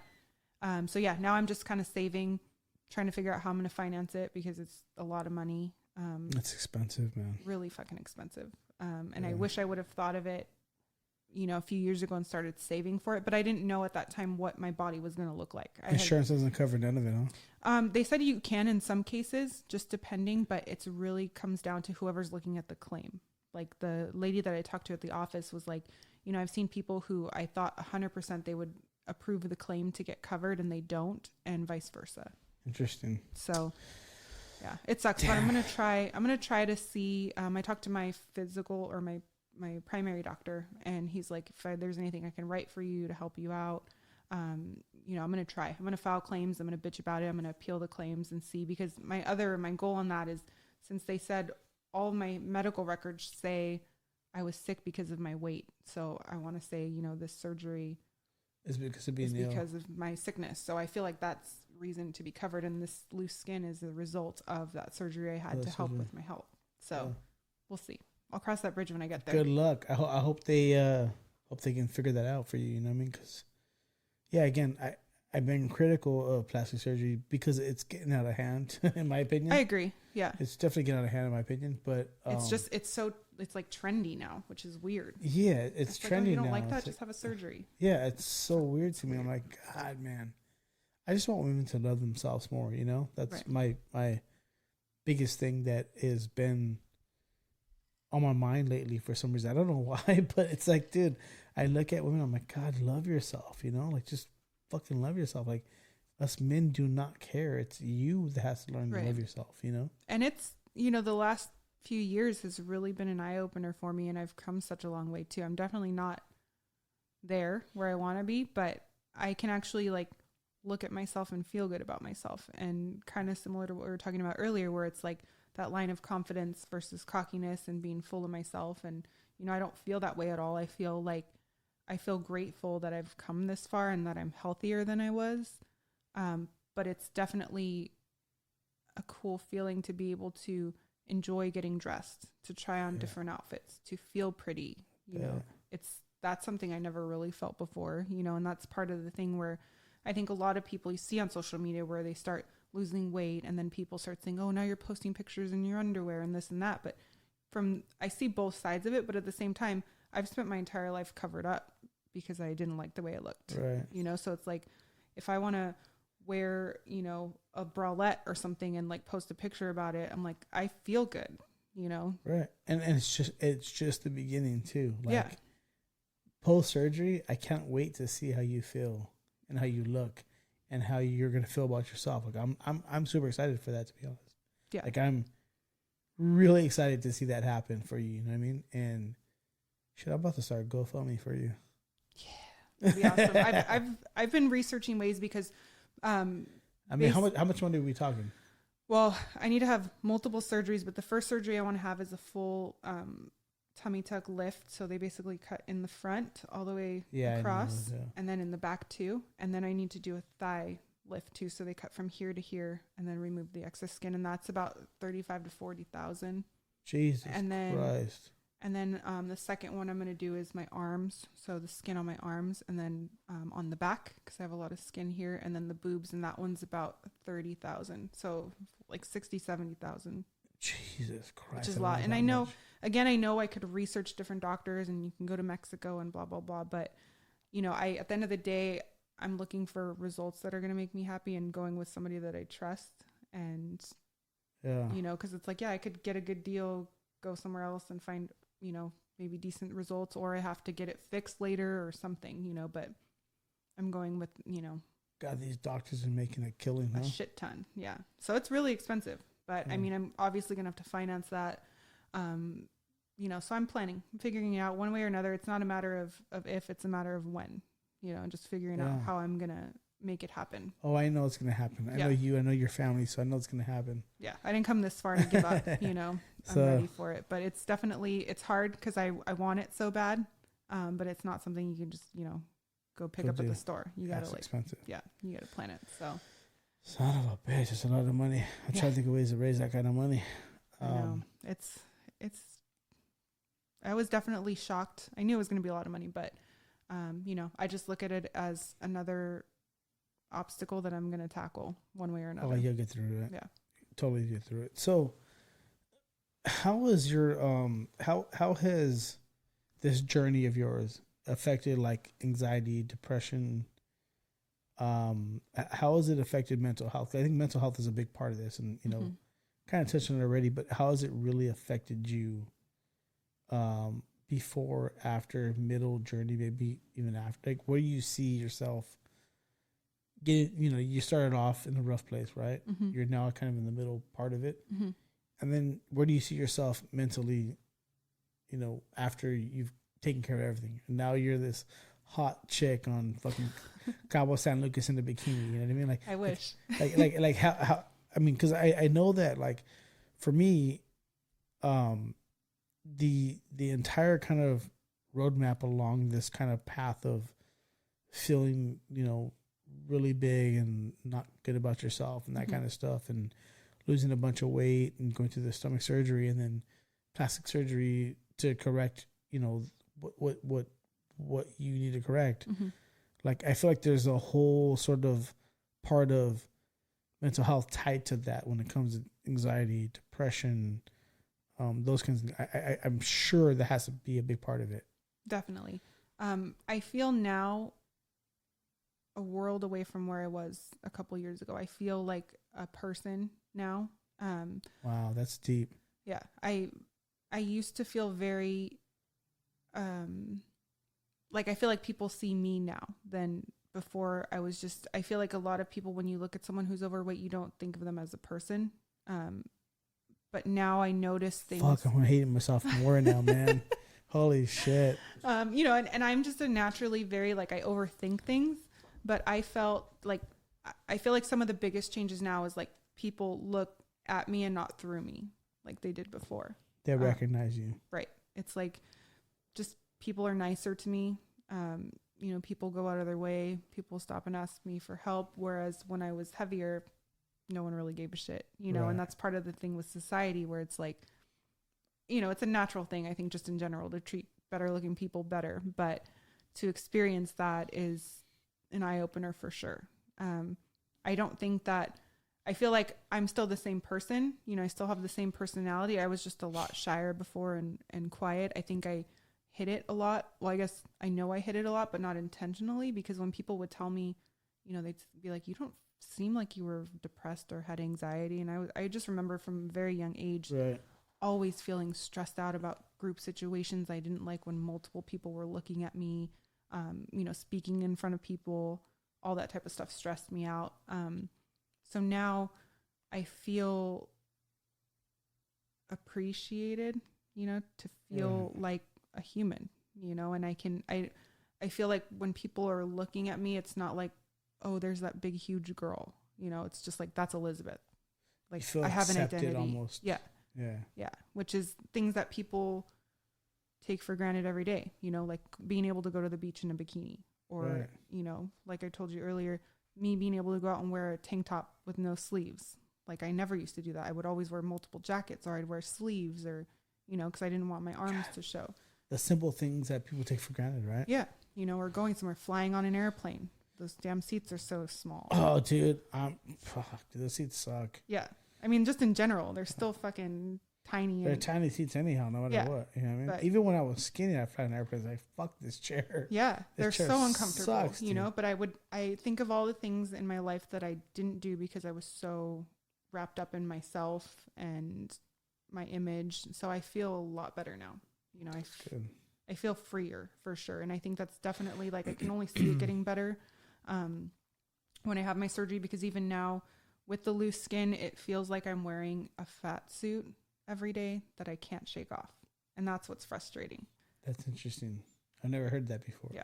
It literally feels like I'm just wearing the skin of the old me. Right. And I can't get rid of it. And no matter how much I exercise, it's going to be there. But I know for sure, like I've already accepted, because I don't care about perfection. It's just health. And this is just a last part of it that I need to get out. And then it's just from there maintaining, you know.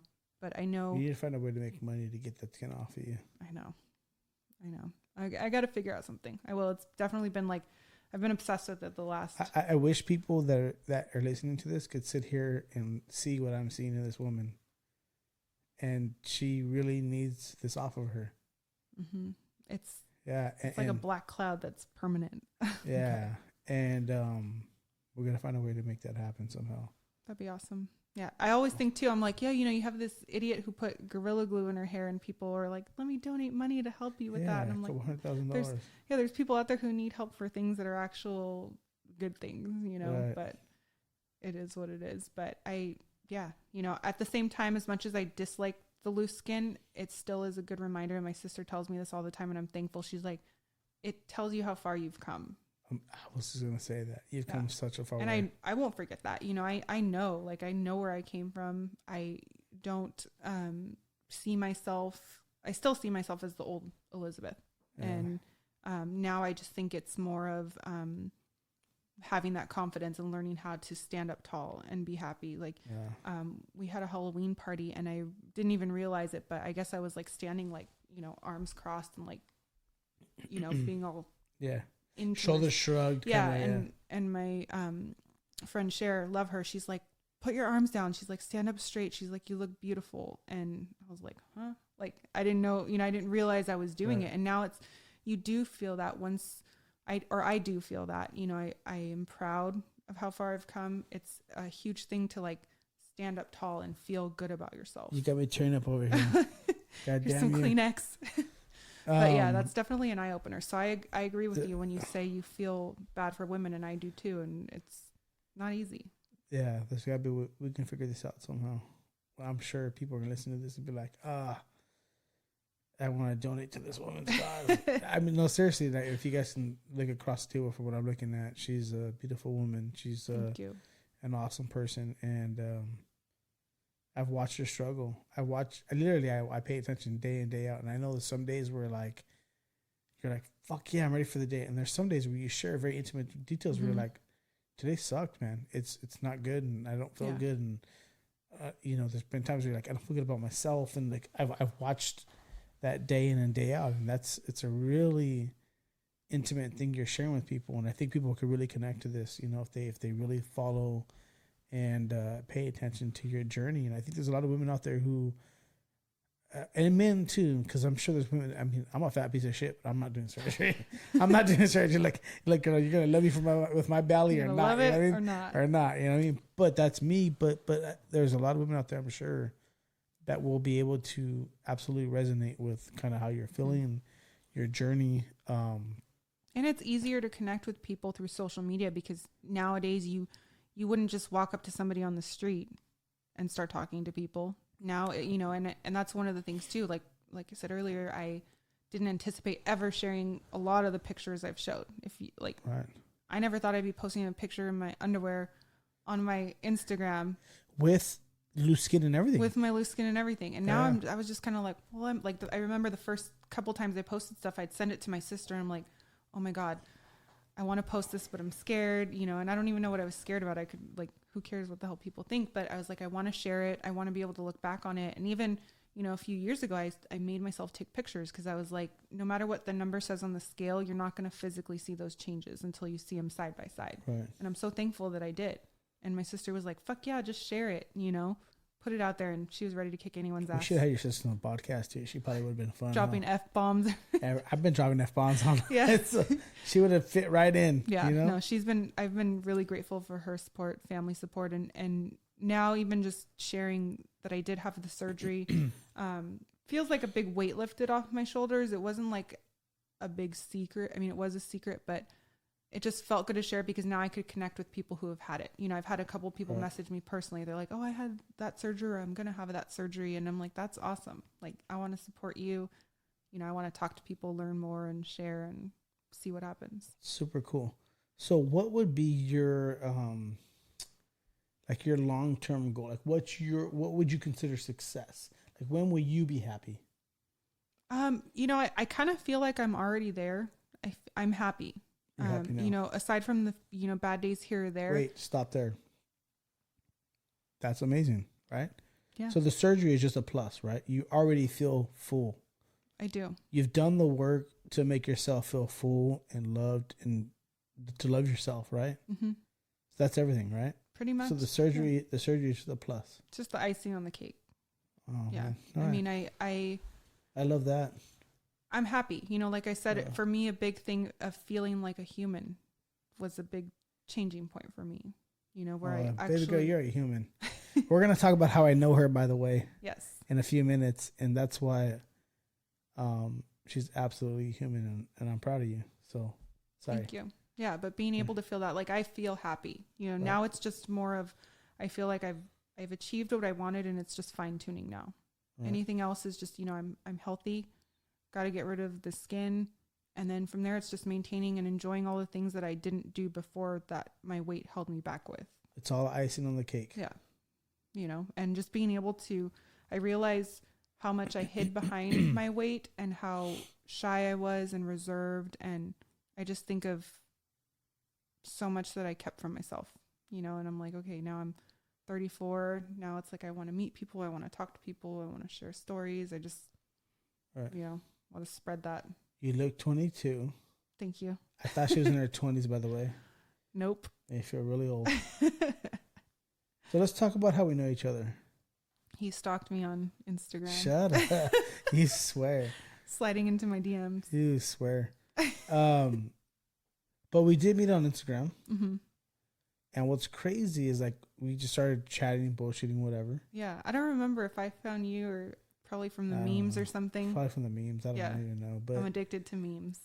But we gravitate towards each other. And what's crazy is that as we talked or whatever, I was like, you know, let me look at her Instagram. And I started scrolling through your pictures and stuff. And I started to dig a little deeper. I'm like, who is this person? In like 2015. It's a long time ago, right? It's a long time ago. And so, but what's crazy is that the more I kind of looked into you and your Instagram and stuff, I started to see kind of little like what I would call Easter eggs. Like, oh, wait, I have to know her. A little tidbit. Yeah. Oh, wait, I have to know her because of this. Or I have to know her because of that. And the deeper and deeper I looked, I'm like, oh shit, I know her mom. Wait, that's her mom? And that was what really threw me off. I was like, oh shit. So if that's her mom, then her dad must be this guy, right? And so to give you guys a little backstory on how social media is kind of crazy and how it can connect people in a weird way, is your grandfather and your father literally grew up across the alleyway from me, and my father and your grandfather were pretty much best friends for a number of years. And what's crazy to me is that, like, we had no idea. I had no idea until I until I pieced things together that was the case. And so a little crazy story is I grew up in a little alleyway in Santa Barbara, California called Mercedes Lane. And your grandfather and my father lived across the street from each other. Well, I lived with him at the time, my father. And your grandfather had an old car, and your dad is somebody I would call a wrench monkey. Mm-hmm. His name was Richie. Rest in peace, Richie. And these were men in my life who I would hang out in the garage with often as a little boy. And so it's just wild to me that, like, there's this realm where, like, we had no idea who we were. There was no, because when I looked at Instagram, and actually I looked back on Instagram, like, how do I know her? Because, you know, you go to Instagram and be like, oh, they know this person or that person or whatever. There was no connection there whatsoever. We just somehow, which is really surprising too. Right? And so But long story short is, as a little boy, I grew up in this area, and I was probably between the ages of, I don't know, maybe 2 and 3 until maybe about 11, 12. But your family, like, I know your uncle, was a big homie to me. You know what I mean? Like, Yep. and I knew your grandfather, and I knew your father, and growing up in that neighborhood, like, I would just be like, oh, where are you going? I'm gonna go to Danny's garage. Like, that was where I would go. You know what I mean? The hangout spot. And I would just hang out at the garage, right? And your grandpa and your dad would be working on the bomb. They had a bomb. It was like a 54? 49. It's a 49? I thought it was a 54 for some reason. Pretty it's a sure 49. it's a 49. Yeah. It's a 49 bomb, right? And so it's an old school car, and they would spend their nights just drinking Budweisers and working on the car. And my dad would hang out over there because my dad and your grandpa was like, they were really good friends. I would call them almost best friends at the time. Yeah. I would call your grandfather like my dad's big homie. Yeah. Nice. It's the way I would say it, you know? And so when I found out the connection, I was like, holy shit. Because I had already known, because I went to your dad's funeral, I had already known that your dad had passed away. Oh, dang. And, yeah. And it was just wildly crazy to me. Like, how do we connect here? And I remember when I told you, you're like, holy shit. I was like, oh, man. I was like, I remember you were like, are you Richie's daughter? I was like, what? Yeah. I was like, oh my God, this is Richie's daughter, dude. What the fuck? And there was just a lot of emotions for me personally. Yeah. Because, like, I was happy to see that he's still here with us through you. Definitely. Because he was a big part of my childhood growing up. To be honest, like, people don't realize, like, there's that guy, like, when I talk about I talk a lot on this podcast about how it takes a neighborhood to raise a child. Talk a lot about that. Like, your father and your grandfather were part of that. They were part of my neighborhood. Yeah. You know what I mean? They were part of who I grew up with, you know? So it was really touching to me, going, holy shit. And then I felt a little kind of like guilty because I'm like, damn, I'm in Richie's daughter's DMs. I was like, holy shit, man. But it wasn't inappropriate though. We were just talking. But still, I was like, God damn, this is Richie's daughter's DMs. Like, this is crazy. Like, it was weird, you know what I mean? And then we realized, like, oh shit, our families are connected in a weird way, you know? Yeah. And then I saw that you know my other cousin, Robert, too. Oh yeah. Robert, he was on the podcast too. So crazy. Yeah. It's such a small world, right? And it's just, I don't know, it's such a small world to me. And so I wanted people to know the relationship between you and I and how we met and how we didn't even know that we knew each other, but we know each other. No idea in the beginning. Yeah. Yeah. So, there was some of the stuff I want to talk about. And I'm just drawing a mind blank right now because it's you had a story with my grandpa. Oh yes. Sorry, there's a lot of emotions tied to this because these are men that I grew up really loving and caring about, you know, and still care about. You know, obviously your grandfather and your father, obviously, rest in peace. So there's a funny story that I wanted to tell you that you didn't know, because I was a wild child, you know what I mean, and you totally shocked, right? And this is a funny one. So when I want to say I was like 12 years old, maybe 12, 12 to 13. And I had gotten in trouble for tagging in broad daylight. I think I've talked about this in the podcast, but I didn't talk about the punishment. So I was out with part. Yeah, exactly. I was out with my friends in the middle of the daytime. We were back then like 12, 13-year-olds. We took the bus all over the city or go to Goleta. Goleta's like, I don't know, 10 miles outside of Santa Barbara, and then back and forth. Like, young teenagers just would hang out on their own, you know? So we were going to go catch the bus to go out to Goleta. It was me and my best friend, Jacob, who's struggling himself today. I love you, brother, and I miss you. And my other best friend at the time, it's still my best friend, Vince Hernandez, who, by the way, Vince Hernandez is like 6'2", probably like 280 pounds. And there's me and fucking Jacob, these little small guys, right? And so we're going to go catch the bus, and we were going to head from the bus stop out to Goleta, which is like 10 miles away. And I had this can of spray paint. And so I started crying on spray paint. So I started spray painting this pole, like at the telephone pole, right? Throwing up my tagger fucking name, whatever. What is it? Your other nickname? No, it wasn't that one. Oh, we'll get to that nickname soon. So, but this is my tagger name, right? So, and then we go sit down on the bus stop, which is literally like a block away from where I was tagging this telephone pole like a dumbass. So somebody in the neighborhood called the cops. Breadcrumbs? Yeah. So someone in the neighborhood, an old lady, they told me had called the cops, and the cops come and they arrest us at the bus stop, and we're in the car. I'm gonna give you a little bit more information because it's funny. And we're in the car, and Vince, the biggest guy, he goes, he's crying, right? And so there's Vince. I'm sitting in the middle on the bump, and then my best friend Jacob on the right of me, and Vince is crying. he's hyperventilating. He goes, Ossifer, it wasn't me. He said Ossifer. And to this day, whenever I see him, I go, Ossifer. I make fun of him, right? All my friends who listen to this are going to make fun of Fat Vince, make fun of that piece of shit. He goes, Ossifer, it wasn't me. I just want to go home. It wasn't me. Oh my God. That would be me. He fucking cried to the high heavens. And me and Jacob look at each other, and we look back at him and go, shut the fuck up, you bitch. Don't be a little bitch. Don't be a little bitch. And he goes, Ossifer, it wasn't me. Anyways, Vince, I love you, man. He's out in Texas somewhere. Shout out to Vince. I love you, brother. Fucking bastard. But so anyways, I get in trouble, right? Yeah. So long story short is I end up having to go to court for that. And here's the crazy thing about that entire story. This story evolves into like an entire story, which is crazy.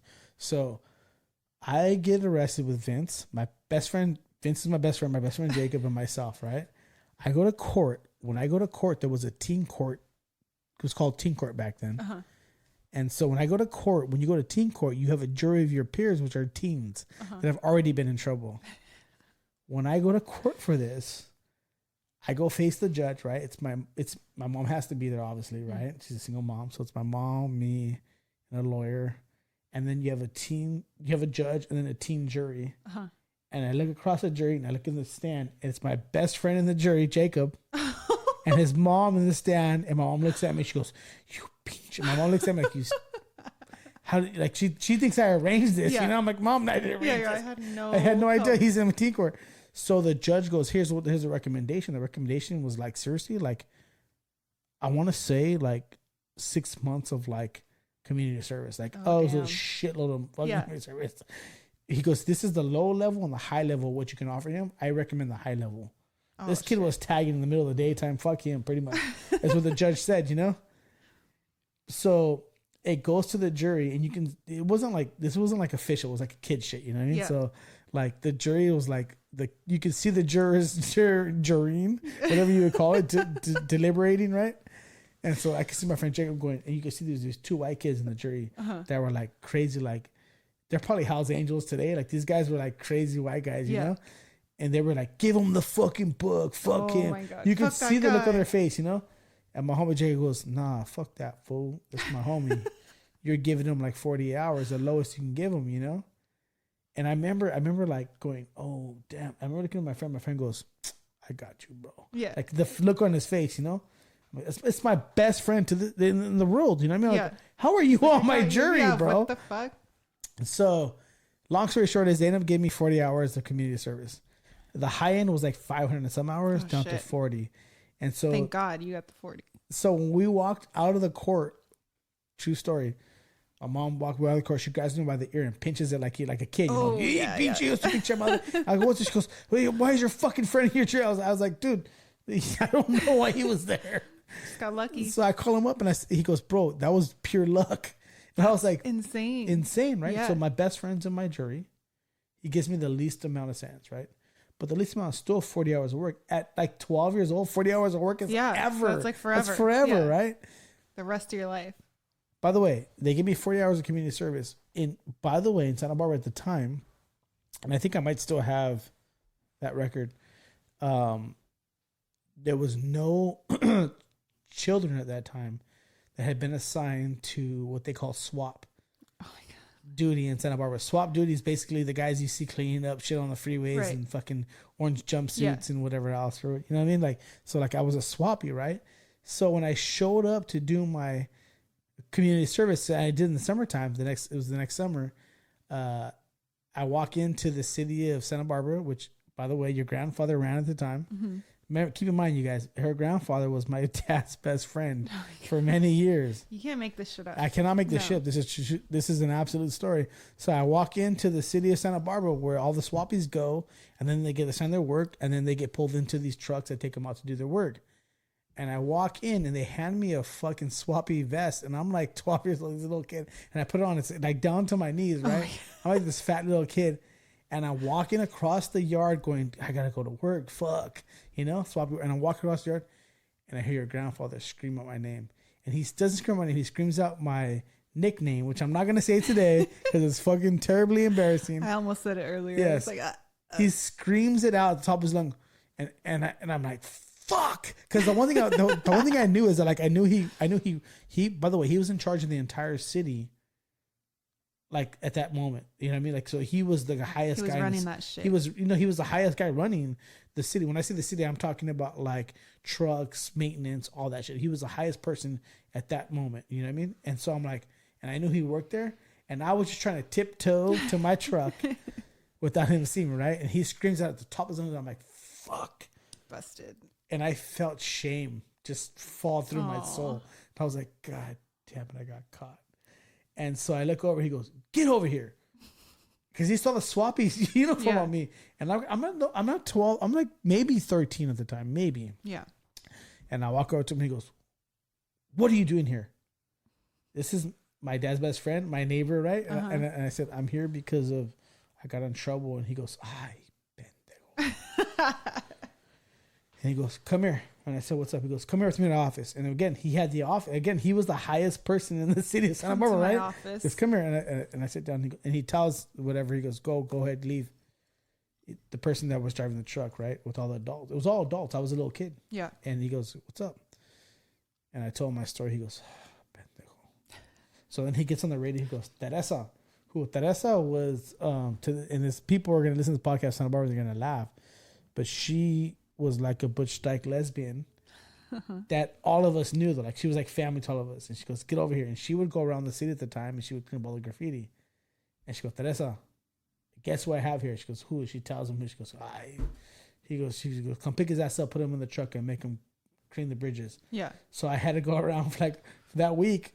I would go around and I would paint all the cross bridges in Santa Barbara. Oh shit. The Carrillo one, not the Carrillo, the San Andreas one, all those ones over there. Oh yeah. The Mission Street, I would have to go and paint all those bridges. And that's what I did for a week. But damn, that's what I was supposed to be doing.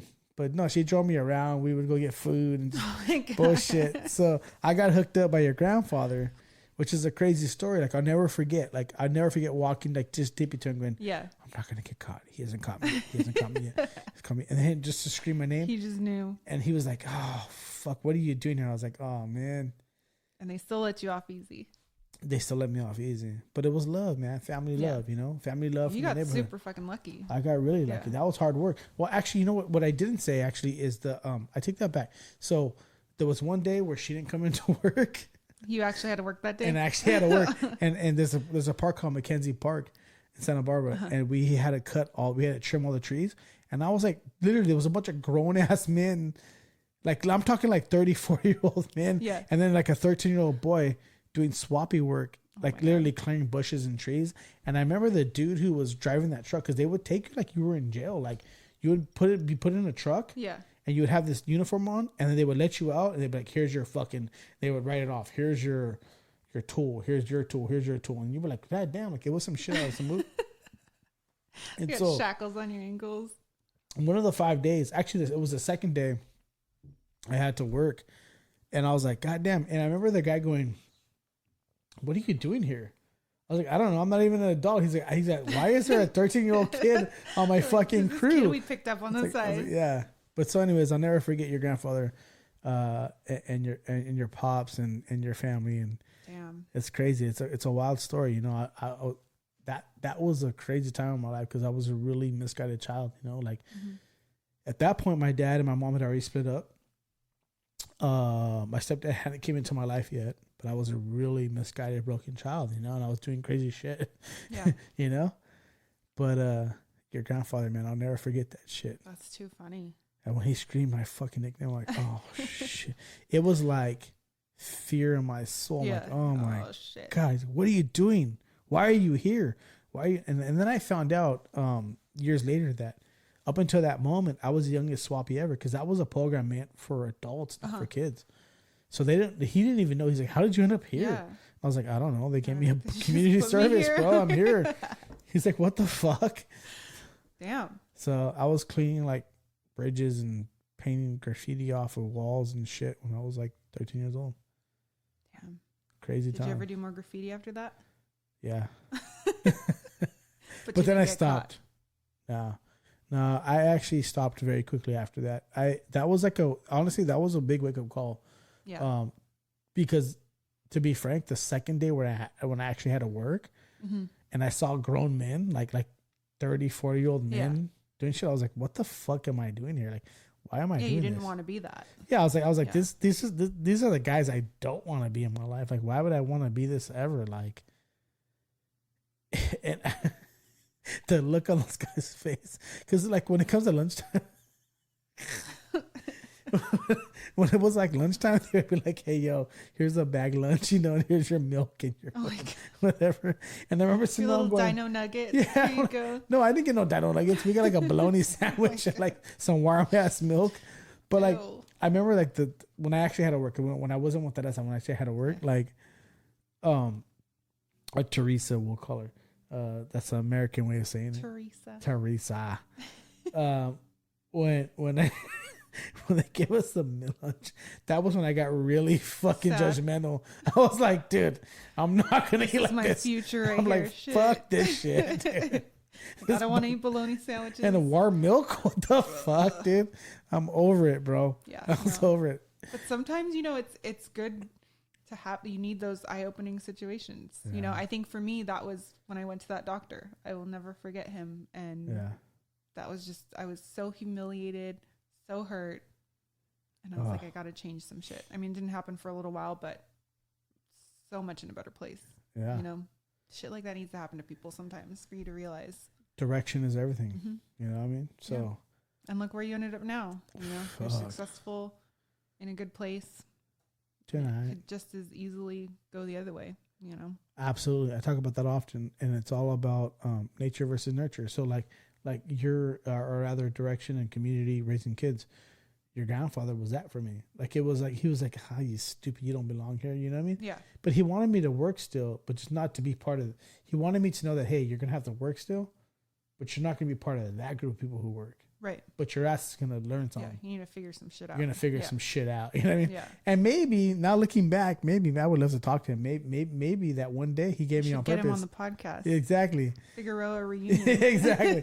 Maybe that one day he gave me on purpose. Hey, make this little motherfucker work. Because you do. You need that sometimes. Yeah. I mean, I never thought about that, but maybe he gave me that on purpose. It was. What a wild moment. And what's crazy is like I had to walk back then, even at that age, like no one was dropping me off or driving me to that. My parents were like, no, you walk your ass over there. It's a consequence of your actions. Yeah, you fucked up. Walk your little ass over there. So I walked my ass to swappy work. You know what I mean? Nah, fool, you're gonna walk your ass over there. And I walked my ass down to what was it? It wasn't what was the street down there in the city? I can't remember the name of the street. But I had to walk my little ass down there. I lived on Milpa Street in Coda, and I had to walk my little ass down there. Damn. Go to swappy work. So I think to this day, I think I might still hold the youngest swappy. I think it was a mistake, like the way the courts did it. Like I wasn't supposed to go there. You know what I mean? But I was hanging out with grown ass men and shit. What's up, fellas? Well, what are you doing, bro? I don't know what I'm doing, bro. I'm here to pay my fucking due to society. You know? Oh my god, troublemaker. But yeah, so it's weird how we have that weird family connection, and so after all this, never would have guessed that. It's crazy. I'm glad you figured it out. I would have never. When I figured it out, I was like, oh my god. Yeah. I was like blown away. So yeah, I mean it's Santa Barbara. Still to this day, I get people who are like, oh, are you related to so and so? And but I like that. It's good to hear things about my dad and my grandpa Danny and family. Man, I love both those men. Mm-hmm. They were good guys to me. They still rest in peace, Richie, and your grandpa's still a good man. Mm-hmm. So I saw him at my cousin's funeral. Mm-hmm. Still Grandpa Danny. Yep, always. So. All right. Well, I appreciate you coming on and talking about this stuff. I really feel like this is going to be helpful for a lot of people. I hope so. Yeah. I think it will be. It's nice be. to talk about it. Yeah. There's a lot of people who don't know the options and don't know also the things that go along with having to go through surgery and that kind of stuff, and what happens afterwards and the amount of work that comes with it. You know what I mean? Because people just think it's just the easy fix, and it's definitely not that. Definitely not. No. You know, so there's a lot that goes into it afterwards, and even years later, you know, I'm still learning, still figuring things out. Right. You just can't prepare for it. You know, you can know enough, but until you actually experience and go through it. But for me, the biggest help was hearing other people's firsthand experiences of it. Right. So let's get this experience out there. So how about other people? And I'm excited about that. Yeah, me too. I'm Awesome. forward to hearing from people what they think. Loved having you on. We'll have to do it again. Maybe what we'll do is we'll ask people after they listen to this for questions they might have, and then we'll do a question and answer podcast. Yeah, I'd be down. That'd be dope. Yeah, and I'm gonna be working on doing like live podcasts too. So I'm working on different camera angles and stuff. So once I have that piece of it done, we can do like live podcasting and actually get live questions. Ooh, yes. That'd be cool, right? I love that. Yeah, so we'll work on that. I'm in. Awesome. Love it. Thank you. Cheers.